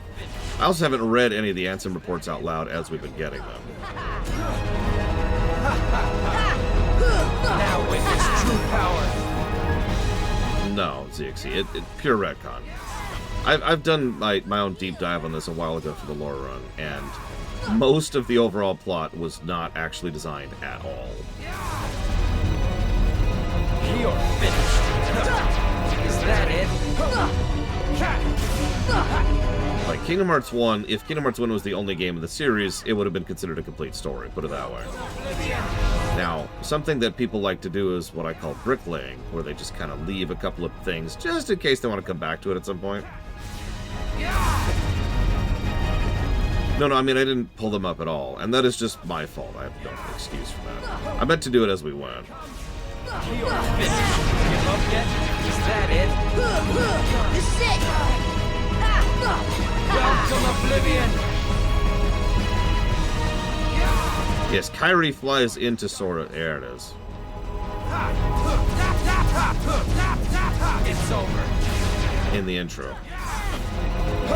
Heal! This See ya! No. Here! Behold the power of darkness. Heal! It's over. Wind! This should help. Heal! Here it comes. Open your heart to darkness. It's over. Here it comes.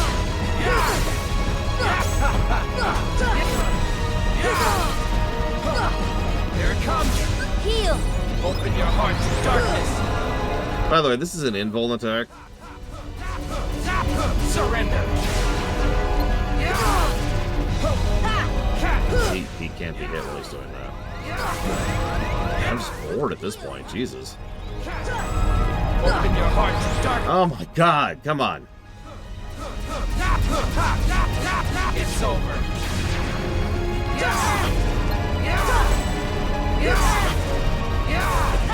You know, there's a reason this is supposed to be a twist playthrough. Behold the power of darkness. This should help. Surrender. This should help. Come on!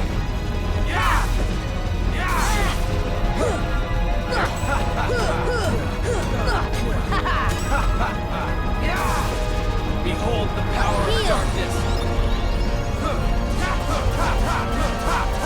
It's over. This should help.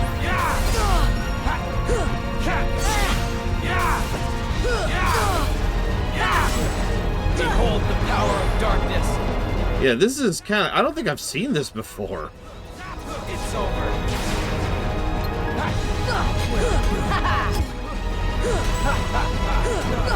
This is it! Behold the power. God damn it. Surrender. Here it comes. Heal! Here it comes. Behold the power of darkness. Heal! It's over. Here it comes. My skills fail me.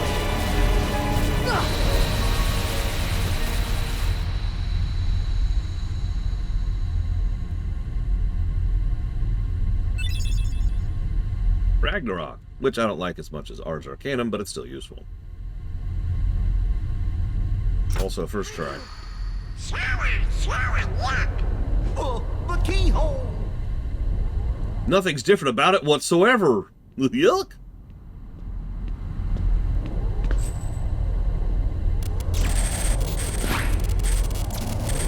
It won't work!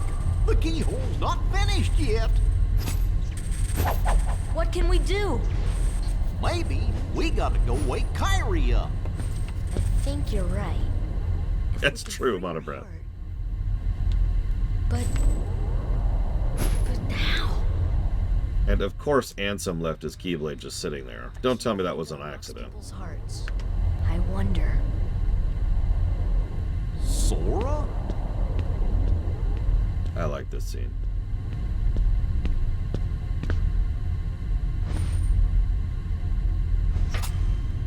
Sora! Hold on!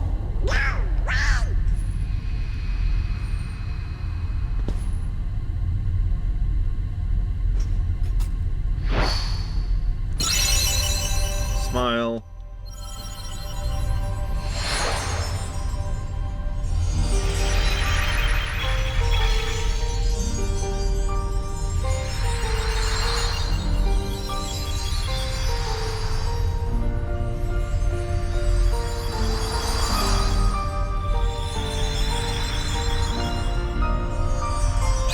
I'm just gonna say this would be a better game if Sora didn't come back.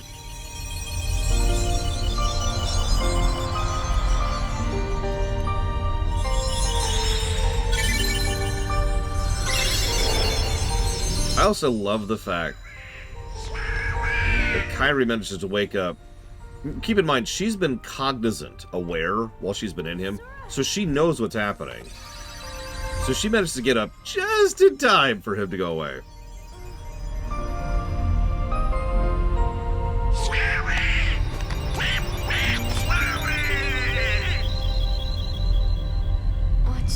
What's happening to me? Falling into darkness.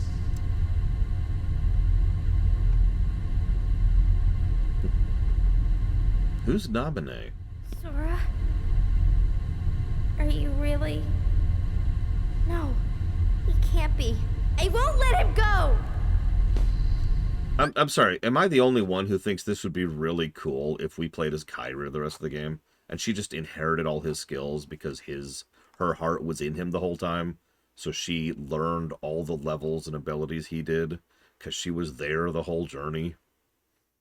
Like, that would just be neat. If you really have to bring Sora back in the ending, right? When they finish everything out. That would actually be kind of cool, I think. So, you have awakened at last, Princess. The keyhole is now complete. You have served your purpose, but now it's over.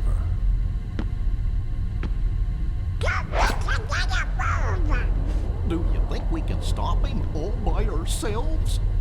I don't know. Impossible. No. You won't use me for this. Riku! You've got to run. The Heartless are coming.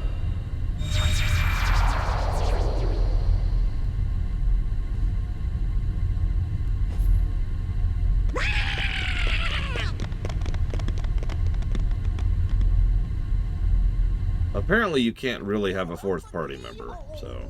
Let's just get out of here! Not doable, unfortunately.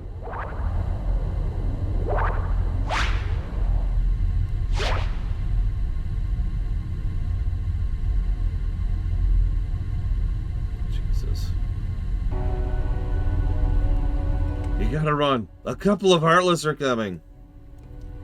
See, a time to play as Princess Sora. I love his animation. I've always been bothered by the fact that everyone else is just immediately gone and there's no one here.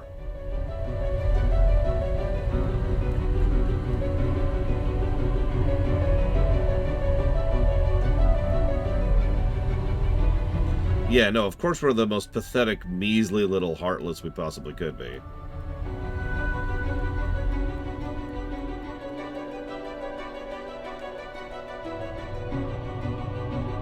Oh, assuredly, ZXE.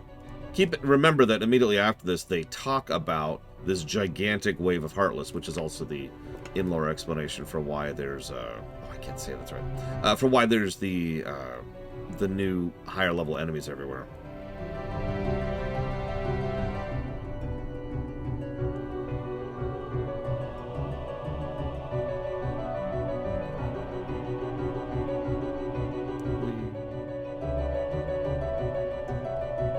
So yeah, I've gotten really used to going down this stupid castle now. That was what it was. It was practice. Uh-huh.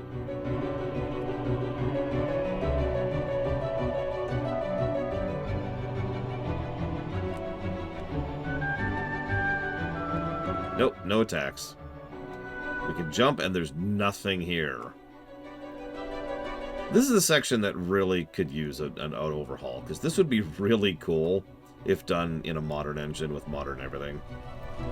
Like, imagine that as we're doing this, instead of the generic Hollow Bastion music, which is a good song, don't mistake me, we have this, like, horrifying Death Doom music, and we are one Heartless pushing through wave after wave of giant swarms of Heartless. Yeah, like ZXE mentioned, you know, an actual demon tide is just pouring down alongside us, and we're just playing this one little dude, like, doop, doop, doop, doop, doop, doop.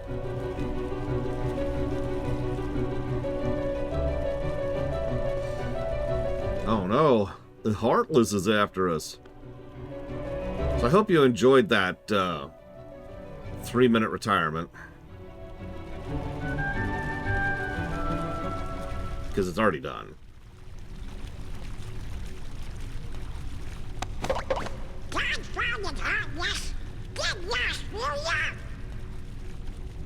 Sora? Is that you? Oh!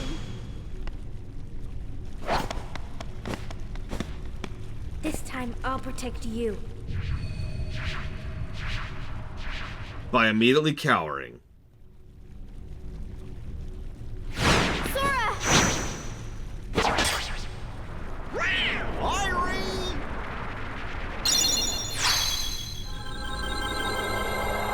And we're done. Kyrie, thank you. Sora! Sora!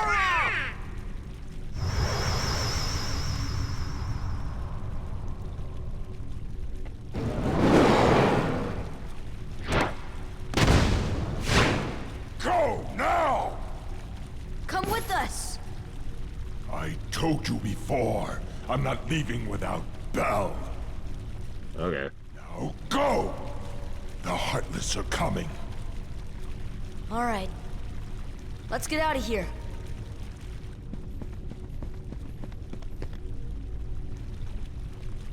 Yeah, she's in the library, dude. You know Belle. Tell me what happened. God, that's a transition.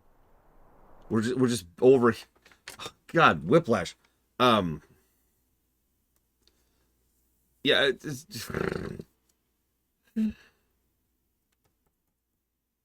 As an aside, that would have been another perfect time to transition into playing as Kyrie. You still want to have the Heartless going down? Sure, whatever. But we get to her and she's like, "This time I'll protect you." Keyblade. And then we just start playing as her. It's not even that big of an ass. It's basically cosmetic.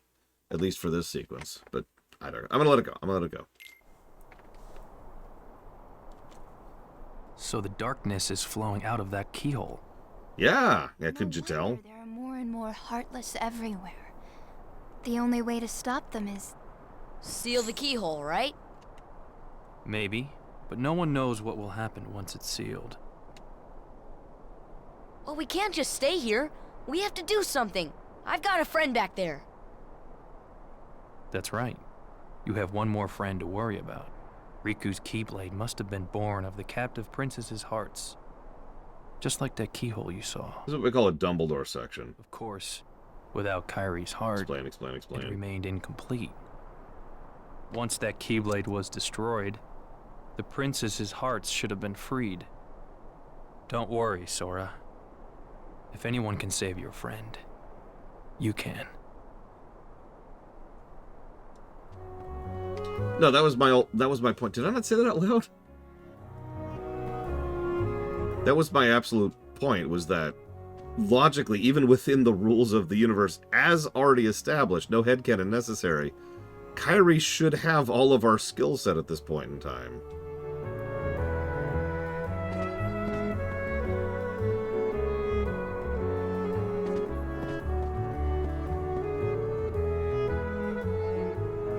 So that's, I love this. It's this tiny little line by Eris here, and that's it. Oh, it's once you talk to it, she doesn't even repeat it. She says that for some reason the worlds haven't been completely flooded yet.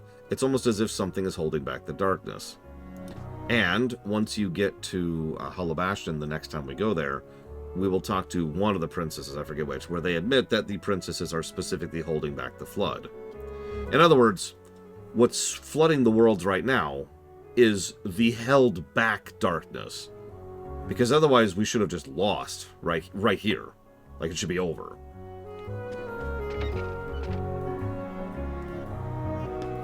That's an amazing idea. I like that idea, Monobrand.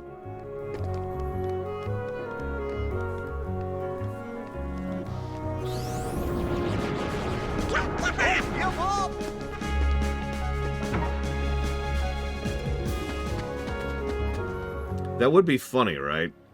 Sora's like practicing swordplay. Riku's actually good at it. Kyrie just bonks things on the head. And then all of a sudden Sora gets this Keyblade and he starts bonking things on the head. You could turn that into like foreshadowing with animation. Hear me out for a second. What if... Because it would be a good story, Lord Airmont. I don't have anything against Sora. Not really, not until 2. But it would be a good story. Imagine for a moment at the beginning of the game that you've got that wooden sword or whatever, right? And actually have it a little bit different of an animation style. And then the big scene happens and she... and then you go fight the dark side. And all of a sudden your animation style changes. The actual way in which you're fighting changes. And stays that way for the rest of the game up until here, at which point you start playing as Kyrie, who has that animation style. It could be just a little background thing to indicate that we've been essentially borrowing her fighting style for the majority of the game. There it is. God, I'm blind. Other than Assassin's Creed 3, Lord Hermod? I'd have to think about that. No, we did the tree. There we go. Now for something completely different.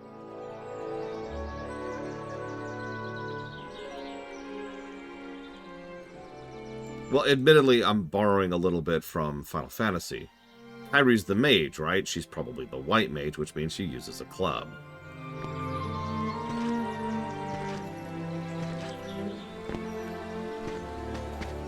Oh, I can't dodge or glide here.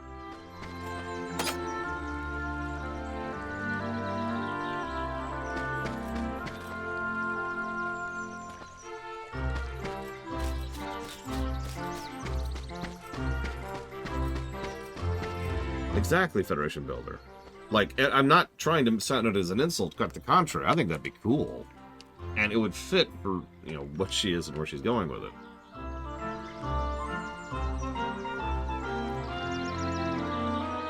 Look, Rabbit's house came back, but it looks like Rabbit isn't home. Pooh's been calling and calling, but the house says he's no one there. Mooch! You're a mooch, Pooh. Nobody likes a mooch. God, it used to piss me off. Rabbit would work hard and do this whole thing, and then Pooh would just rob him.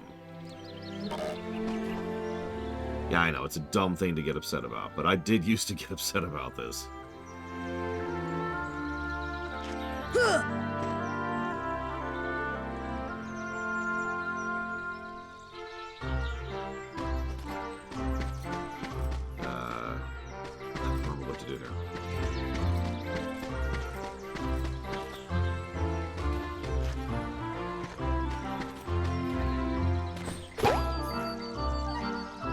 That's awful.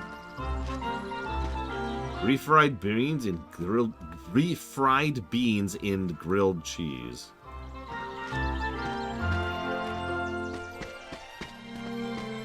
Yeah, Lord Harrimont probably wants something like Sora's the only playable character for the entire franchise. Which I'm going to tell you right now is a near certainty to not happen. He's high on beans? Does that count? Who's this person named Nobody? Hey, Mr. Floyd. Nobody, have you seen Rabbit? And he just breaks in. He's just, oh my god.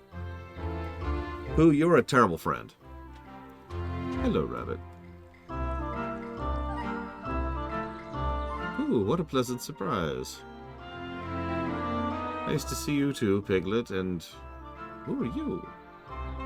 I am Death. Hi, I'm Sora.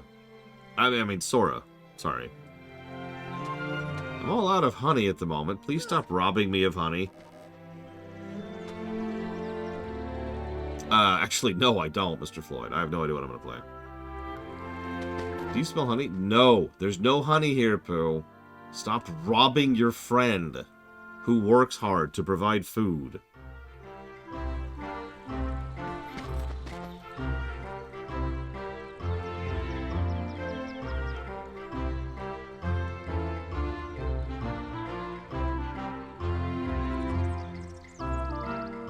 And then he eats all of his honey. I'm going to murder you!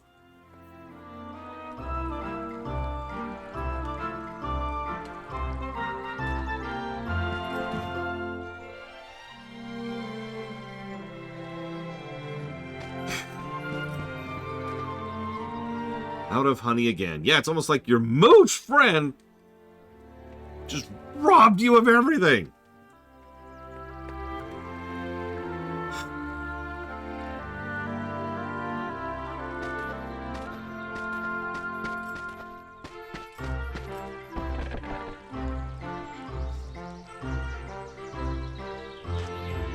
Now I'm hungry. You just ate!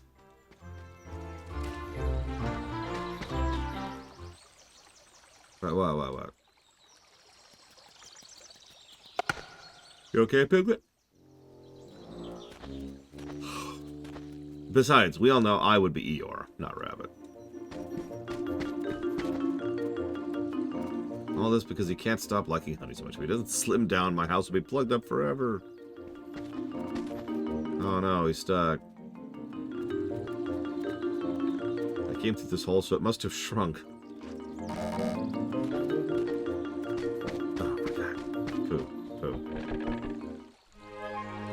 Oh my god, that's it. He's a frickin' mafia thug. Who shows up and says, boy, it'd be a shame to have a ravenous bear eat you, Rabbit. And Rabbit's like, here's your honey, Pooh.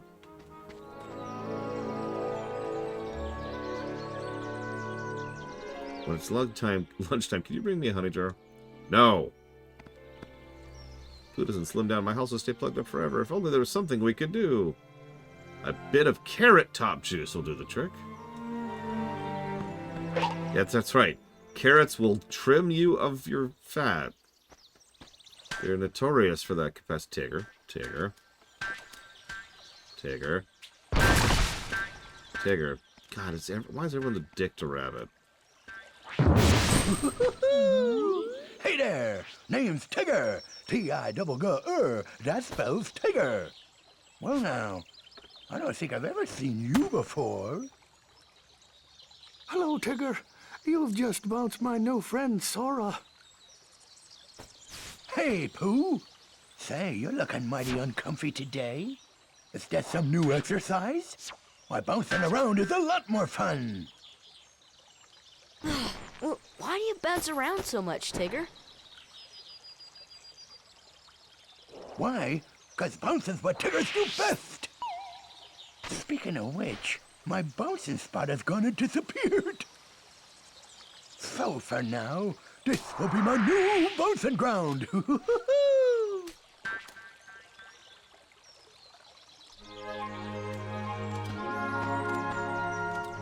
You know, that's actually a good point, so he's ruining my vegetables.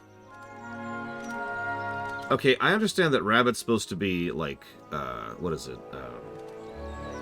Anxiety, I want to say. But he doesn't have anxiety. His friends are being dicks to him.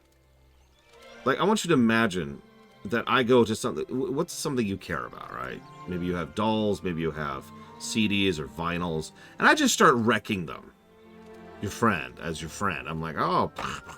That's not you having anxiety. That's me being a dick. Sorry. I really shouldn't get this upset about this, but god damn it.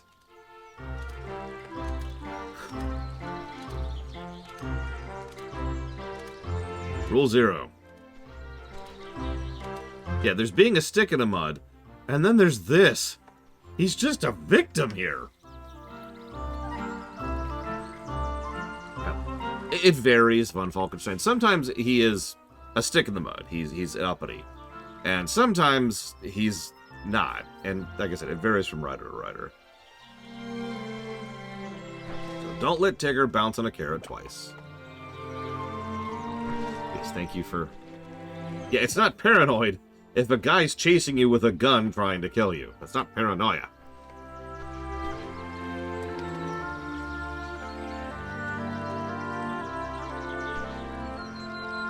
Please stop explaining your extremely easy minigame.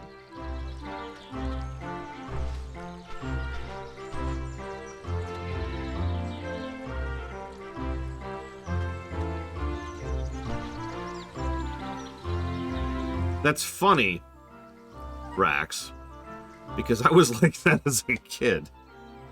Which means I've always been a curmudgeon. And you know what? That tracks. That makes sense.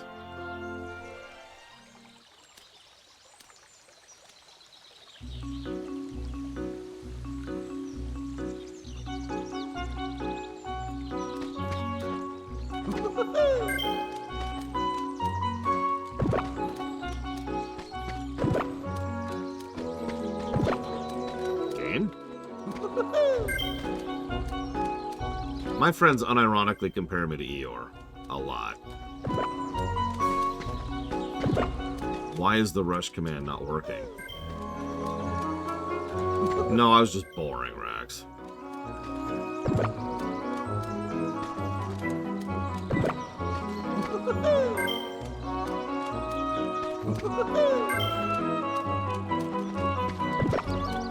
Oh, crap. Oh my god!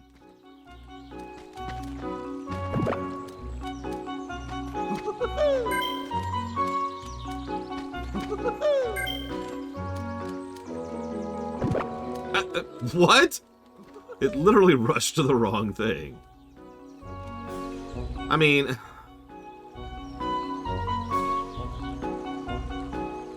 I don't consider it a bad thing that I've always been a boring person. Pretty good there, Sora. Especially for a non-Tigger. Let's have another go. No.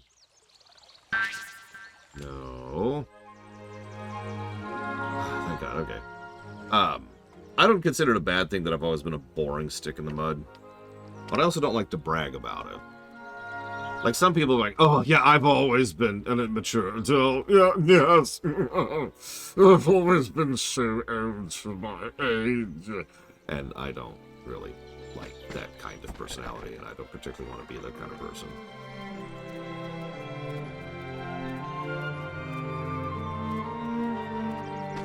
Define boring. You know one of the games that I'm most looking forward to streaming? Satisfactory. That's how boring I am. You know what I think we need more of in real life? Management. Actual, real management. Oh, bother. Oh, where am I? It's ever so dark in here. And infrastructure. Well, it isn't so bad, I suppose. There is plenty of honey.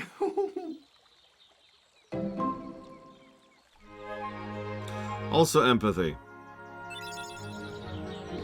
Human empathy, I say without hyperbole, is what makes us us, you know.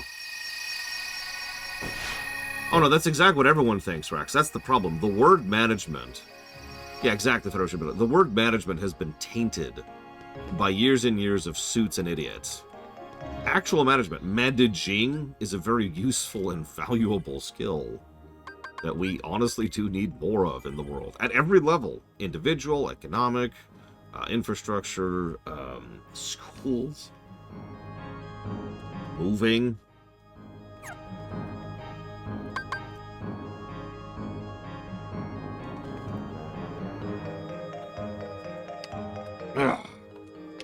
Alright, politics. Yeah. Yeah, the management is cleaning the dishes properly, it's worth noting, when they're doing. So yeah, actually, you know what? That's a great analogy. Mr. Ed, do you mind if I borrow that? Management is recognizing that the dishes need to be done and doing the dishes. What we have right now in real life is two separate things, both of which are bad. One is not doing the dishes, someone else will take care of it. The other is, oh, sure, pulling out the hose and running the water over the dishes and then putting them away, still covered in bacteria and grime. Neither of those things are management. That's what we call that. Okay, so, I turned to the page. Where are we, actually, at this point?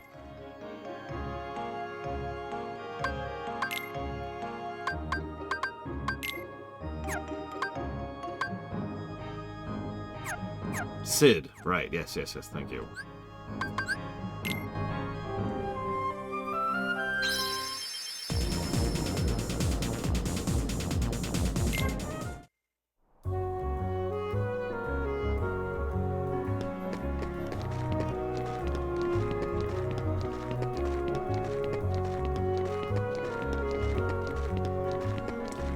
Right, no.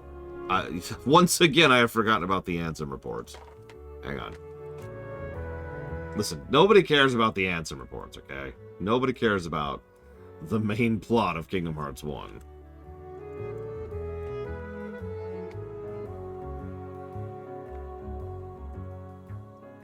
One moment.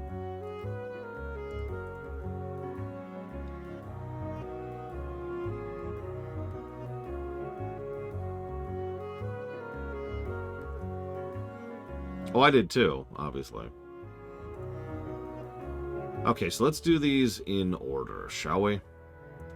And that's kind of important, because doing 1 to 2 to 3 is not actually in order. In fact, I'm just going to read it from here. That's actually going to be easier. So the first one we get, Ozoff Jafar. Report number 1. Much of my life has been dedicated to the pursuit of knowledge. That knowledge has guarded this world well. Not a soul doubts that. I am blessed with people's smiles and respect, but though I am called a sage, there are things I do not understand. I believe darkness sleeps in every heart, no matter how pure.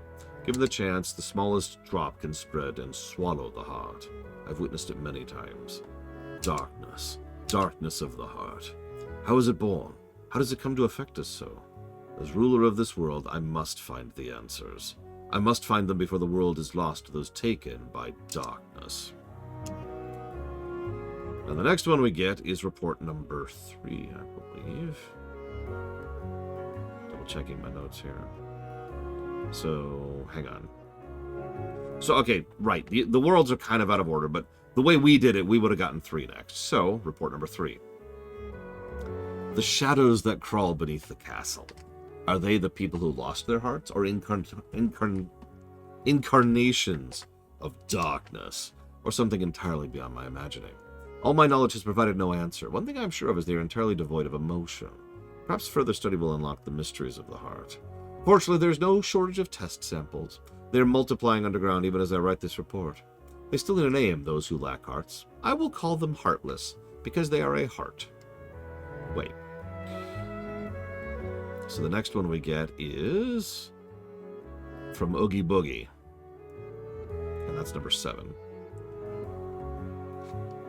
I am studying material from the meteors that rained down that fateful night. What a find. The material's foreign to the world. It's elastic to the touch, and when two pieces are combined, they bond easily. None of the records even mention such a substance. Was it introduced to this world when I opened the door? I wonder how many other such materials drift through the atmosphere of this tiny world. I wish I could soar off and find out. Could there be uncharted worlds up there? My curiosity never ceases to grow. But I should stop speaking of such unrealistic dreams. For now, there is no way to venture outside this world. My people and I are all but prisoners of this tiny place. Next one is 9. Simply astonishing. Today I had a guest from another world. He's a king, and his vessel is built of the material that comprised the meteor. He calls them gummy blocks. It seems that my opening the door has opened a path to interworld travel. We talked for countless hours, but one story in particular caught my interest out of a key called the Keyblade. The Keyblade is said to hold phenomenal power. One legend says its wielder saved the world, while another says that he wrought chaos and ruin upon it. I must know what this Keyblade is. A key that opens doors. It must be connected to the door I have opened. Then we get the 5. To study heartless behavior, I picked one out for observation. It wiggled its antenna and, as if sensing a target, headed deep into the castle. In the deepest part of the castle, its antenna began vibrating as if searching for something. Suddenly a strange door appeared. I'd never known of its existence. I'd had a large keyhole, but it didn't seem to be locked, so I opened the door. What I saw on the other side mystified me. What was that powerful mass of energy? That night I observed a great meteor shower in the sky. Could it be related to the door I've opened?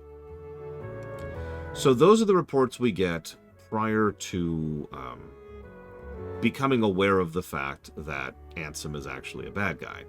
And you can see how none of these really indicate he's a villain. So if you're reading the reports as you go, which I screwed up on, that's not my fault, I apologize, then you can get a little bit more history and backstory of this researcher, and then suddenly having him show up, it is I, Ansem, the Seeker of Darkness, is just kind of a, wait, what? Where'd you come from? They don't contradict him being a villain. They are pretty well written. Also, this is a small spoiler, but these are written by 2 separate people. I don't want to go too much into that. I just want to share that right now, because if I don't, someone else would mention it. So then, I believe the next one we're not at yet. Let me double check. I don't know what you're talking about, Von Falkenstein. Someone stab Von Falkenstein, quick.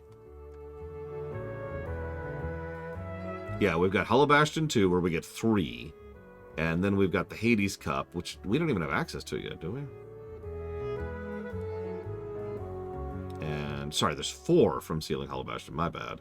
Then there's the one from doing Hades Cup, and then there's the optional ones. Yeah.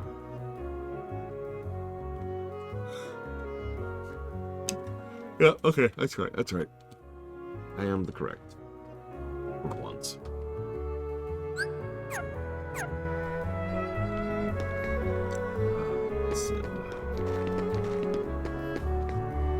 There's also a decent time to go grind if you're gonna go grind. Hope you got a spreadsheet to know what to grind and where. I can't let you do it. The Heartless are multiplying by the minute. They'd eat your ship up. And what can we possibly do?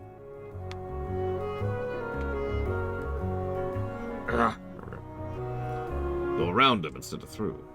Install a new navigation gummy that'll take a new route. A new gummy from where? The Secret Waterway. When I came here 9 years ago, I stored it there in case I ever needed it. Never thought a kid would be the one to use it. Alright. Side quests that are just fight several waves of enemies. I mean, generally speaking, I would call that a nothing burger. Not a positive, not a negative, just there. Oh hey, and here's our updated enemies. As you can see, we're fighting wyverns in Traverse Town. And since we do need a few levels, and we probably want a little bit crafting, I'm gonna try to start Korean methoding again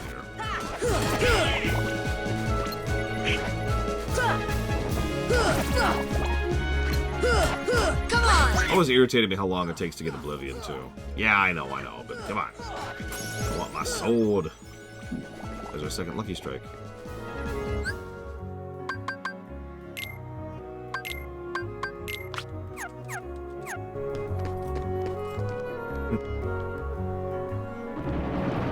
They nerfed Oblivion? What? What'd they do to it? Take that!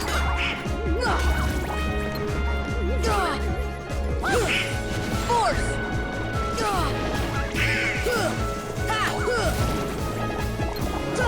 Aw, that sucks. Well, shoot. I might be stuck with Spellbinder for a bit. Jesus! 8 less attack power and half its crisp bonus? Alright, time to get the Ultima. Time to grind our faces off. It's true off the deep end, you're right. Wrong way.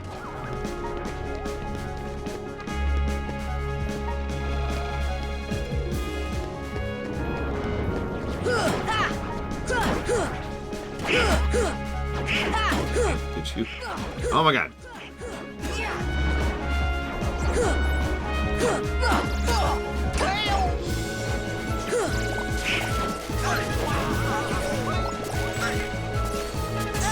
That's true, Velvetix.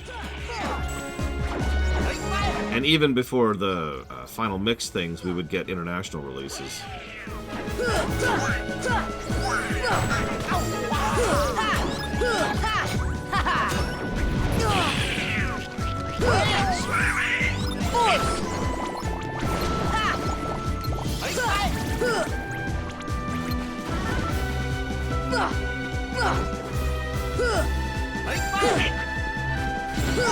I mean, having a crit bonus is not great, but yeah, that's not as bad as also lowering its attack power by 1/3 of your entire attack power. Remember, 1 attack power is a substantial attack power in this game. Never mind 8.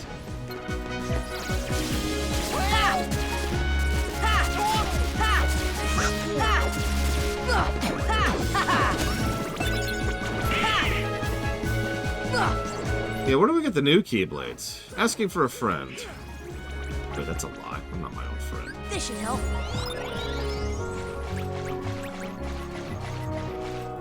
Yeah, we need the Warcraft team to take note of Velvetix. Although, that's a lie. They're already doing that. So never mind, I suppose. Diamond Dust and One-Winged Angel. Got it. That sucks.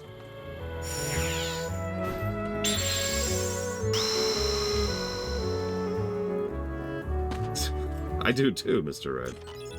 I've double-checked myself more often than when we did that pause yesterday. Because I don't want to come across as too harsh or too positive about any game, let alone this one. But yeah, no, most of the levels kinda suck until we get to Hollow Bastion. I'm curious what we'll think of the end of the world when we get there. One game you could use to point to the absolute worst game ever reviewed? Yeah, Secret of the Stars. Which is at the bottom.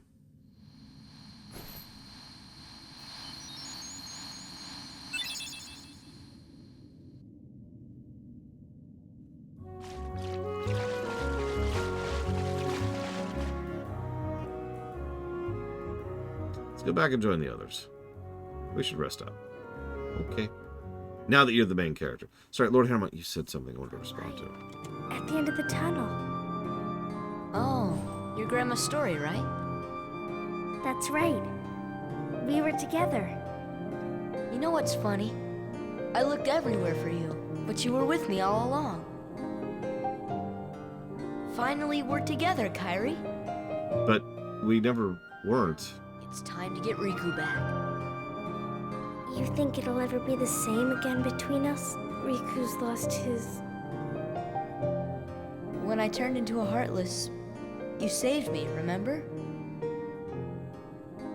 I was lost in the darkness. I couldn't find my way. As I stumbled through the dark, I started forgetting things. My friends, who I was. The darkness almost swallowed me. Oh yeah, sorry. Darkness. But then I heard a voice. Your voice. You brought me back. I didn't want to just forget about you, Sora. I couldn't. This isn't FF13 verses. Our hearts are connected. They're not verses. And the light from our hearts broke through the darkness. I saw that light. I think that's what saved me. Type 0, that's it. No matter how deep the darkness, a light shines within. I guess it's more than just a fairy tale. Well, let's go. You can't go. Why not? Because it's way too dangerous. Come on, Sora. We made it this far by sticking together. You can't go alone. Kairi, even if we're apart, we're not alone anymore, right? I can't help? You'd kind of be in my way. Okay. You win. Take this. It's my lucky charm. Be sure to bring it back to me. Don't worry, I will. Yeah, I've mentioned it before. The PNG faces are in several of the games, but they're the worst in one. Which makes sense. Don't ever forget. Wherever you go, I'm always with you.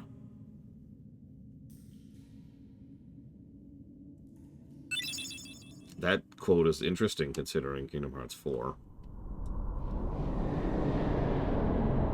Meanwhile, in the final mix... Yeah, seriously. Cecil tried to pull that. That didn't work out well for him. Anyways, so where am I? Is this the afterworld? I'm not ready. Not yet. Not until I see Sora and Kairi one last time. Riku, can you hear me? I'll be there soon. Who is that? I have the other Keyblade. The one that belongs to this world. I've been trying to get through to you, but the darkness in your heart kept me away. Who are you? What's happened to me? Well, your heart won the battle against the darkness, huh? It was too late for your body. That's why you're here. In this place of darkness where hearts are gathered.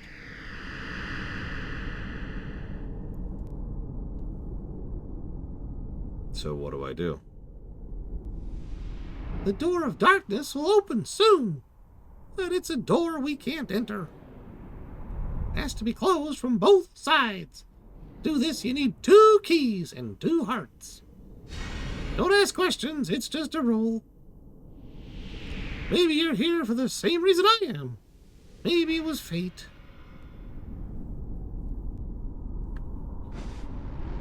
Fate, huh?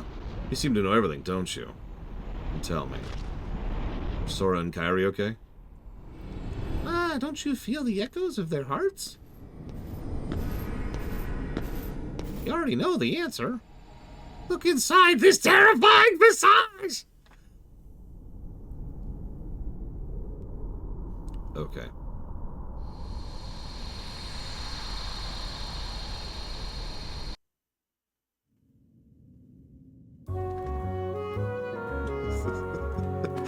Just behold.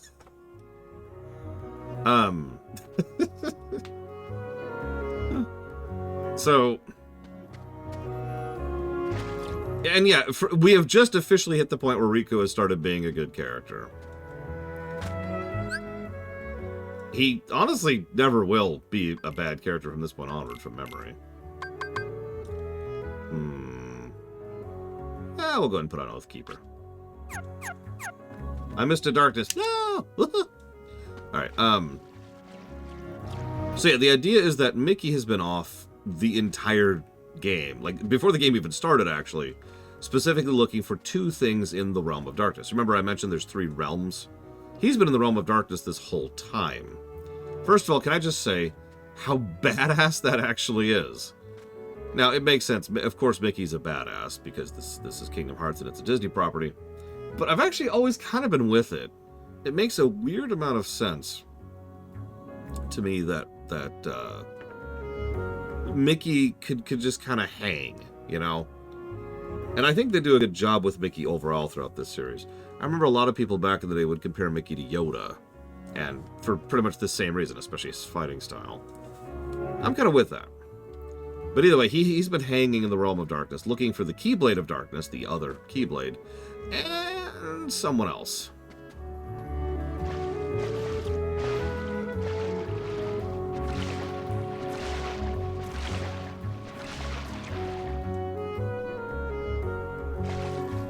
Main story quest. It refers to the content that a game considers mandatory for progression throughout it.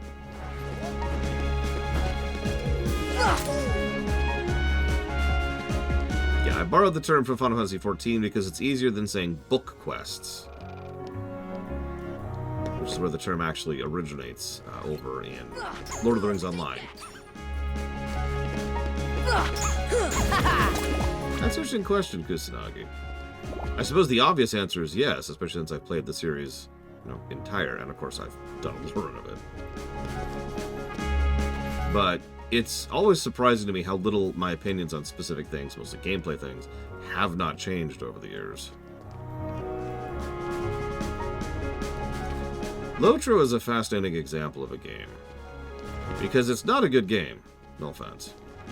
But it is an innovator of many things. Yeah, not enough. I guess that answers Kennex Cow's question. I should be careful. Come on!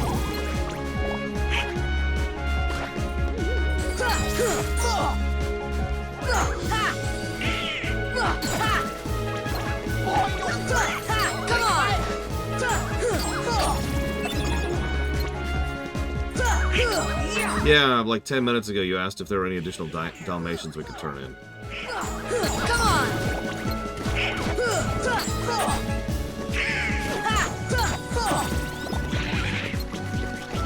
EverQuest is kind of a weird one. Because EverQuest is more of a codifier. And I know that sounds strange considering it was the first, well, functionally the first MMO. But the problem was EverQuest was a MUD with graphics attached. Especially when it launched. And that's kind of the thing. MUDs have been around for years at that point. I'm not even sure what the innovator is for MUDs. MUD stands for Multi-User Dungeon, for anybody wondering. It was a text-based MMO. Like, it was the precursors to MMOs.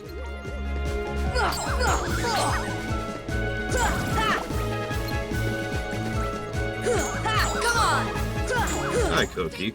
Welcome back, I suppose. I'm sorry that I suck a lot more than I used to. But on the plus side, I also blow.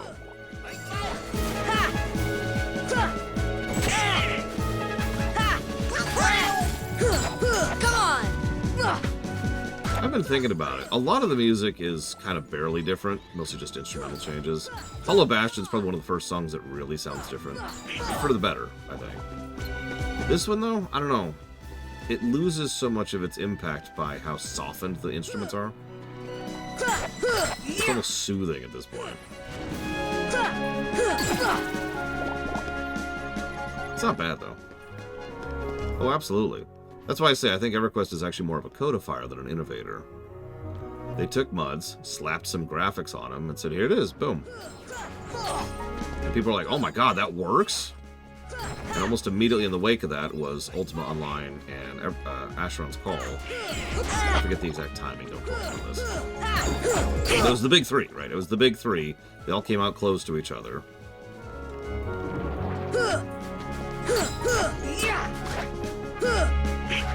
Excuse me. Come on! God, Lord Von Falkenstein is not listening to me. I know I said that out loud, too, so don't give me that nonsense. Come on!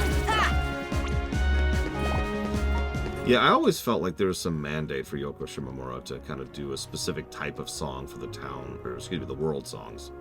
The Disney songs, let's call it what it is. In this game, I don't think it's terrible. Cough, cough, birth by sleep, cough, cough. But,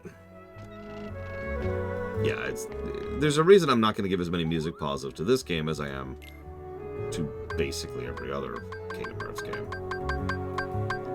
Oh, I still am missing a bunch of crap. Jesus.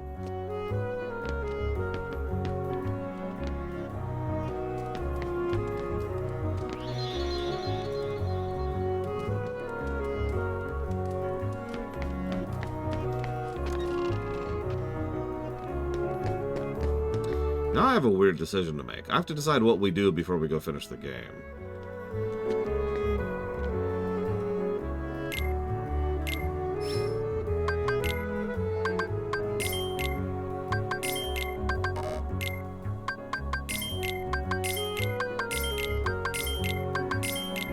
Yeah, that's the thing. Like, there's the super bosses, which I am extraordinarily incapable of killing right now.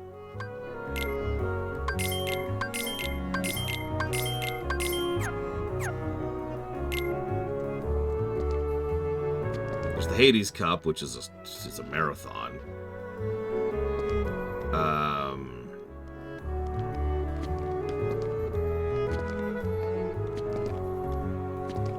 Yeah, the fact that they're still going is crazy to think about.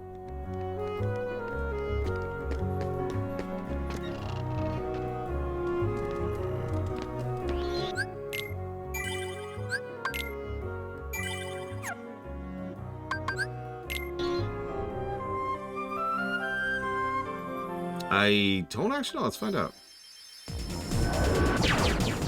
Also, nice touch that I didn't notice my first time playing this. The battle levels of each stage have, like, doubled. The stars at the top. I stopped looking at them at a certain point in the game. Okay, no Hades Cup? Oh, right. We need to go seal the keyhole to unlock the Hades Cup, don't we? I guess that makes our immediate step.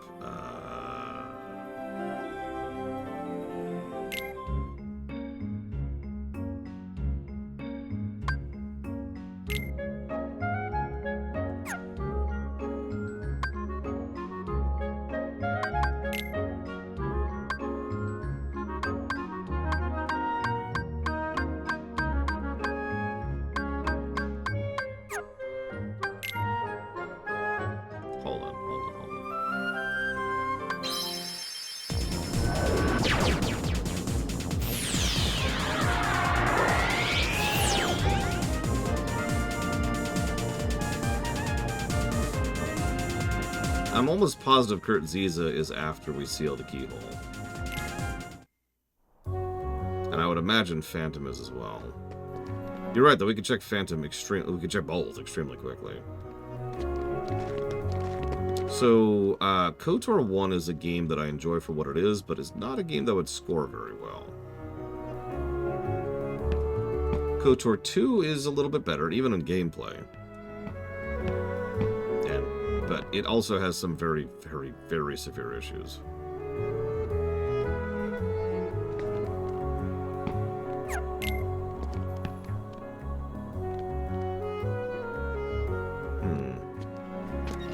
Well, like I said, it's extremely quick to check. So let's just check.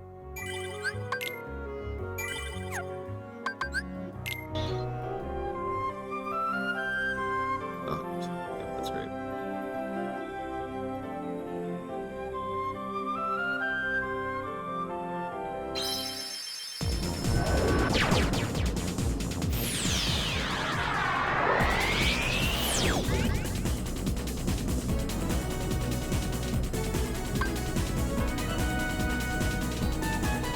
Yep.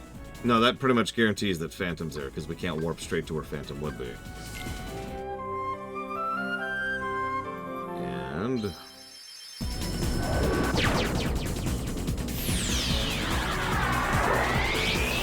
Zombie Checkpoint Management Sim. Please tell me how that is, because that already sounds interesting. I'm sorry, humanization. In fairness, you'd probably just be yelling at me the entire time.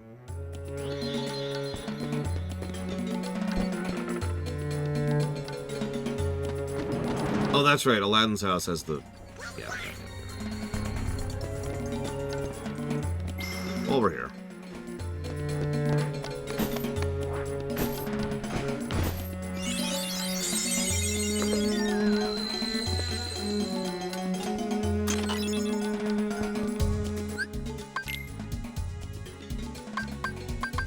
Oh, have you already... Oh, I ran out of money. Right. Just like in real life.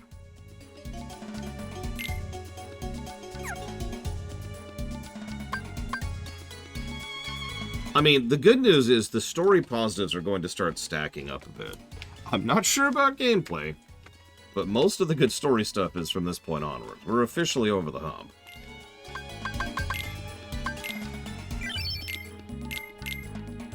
God, you could use an AP up on Aladdin? Why would you do that?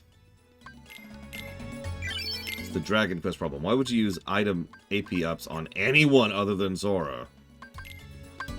Ever, for any reason. So we definitely want MP haste. Let's switch from Ars Arcanum to Ragnarok. Try that out for a bit.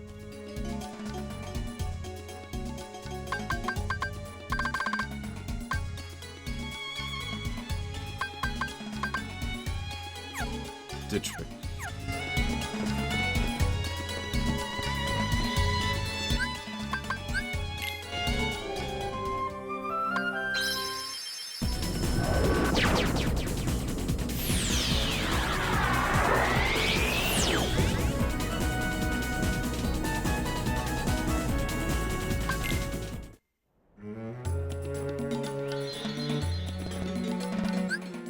I'm 90% certain we're physically incapable of fighting this guy right now.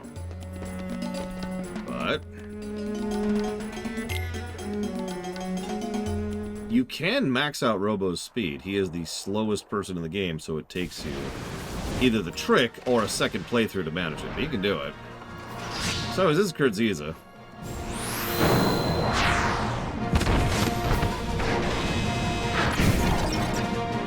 Sure.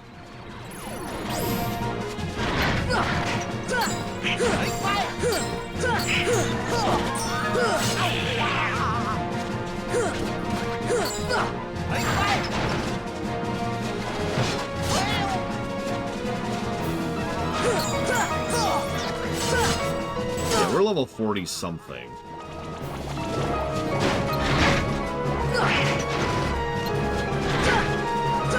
Come on!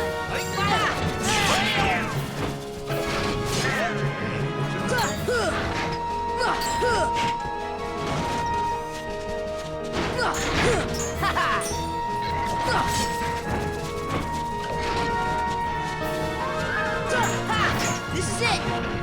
Oh yeah, and in case I don't say it, someone will assume I don't know. So someone won a contest to have a boss named after him. His name was Kurtziza.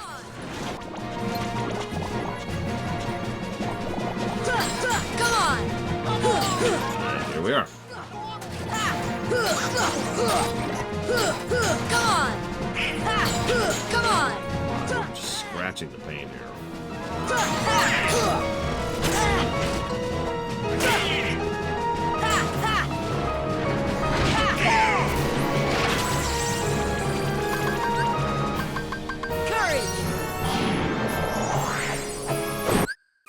Yeah, imagine if John Smith won the contest.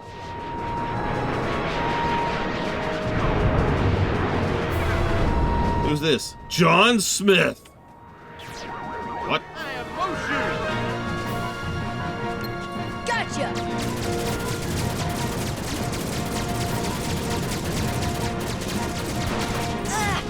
This will be in the business referred to as a good suggestion from Rax.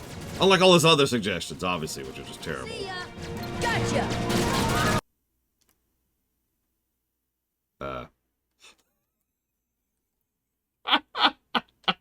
And the game crashed!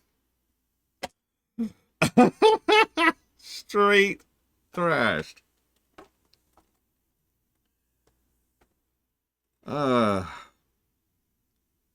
Von Falkenstein also said to use Mushu. I will also give you credit, but before you, Rax said, pro tip, use Mushu on the barrier. It shreds.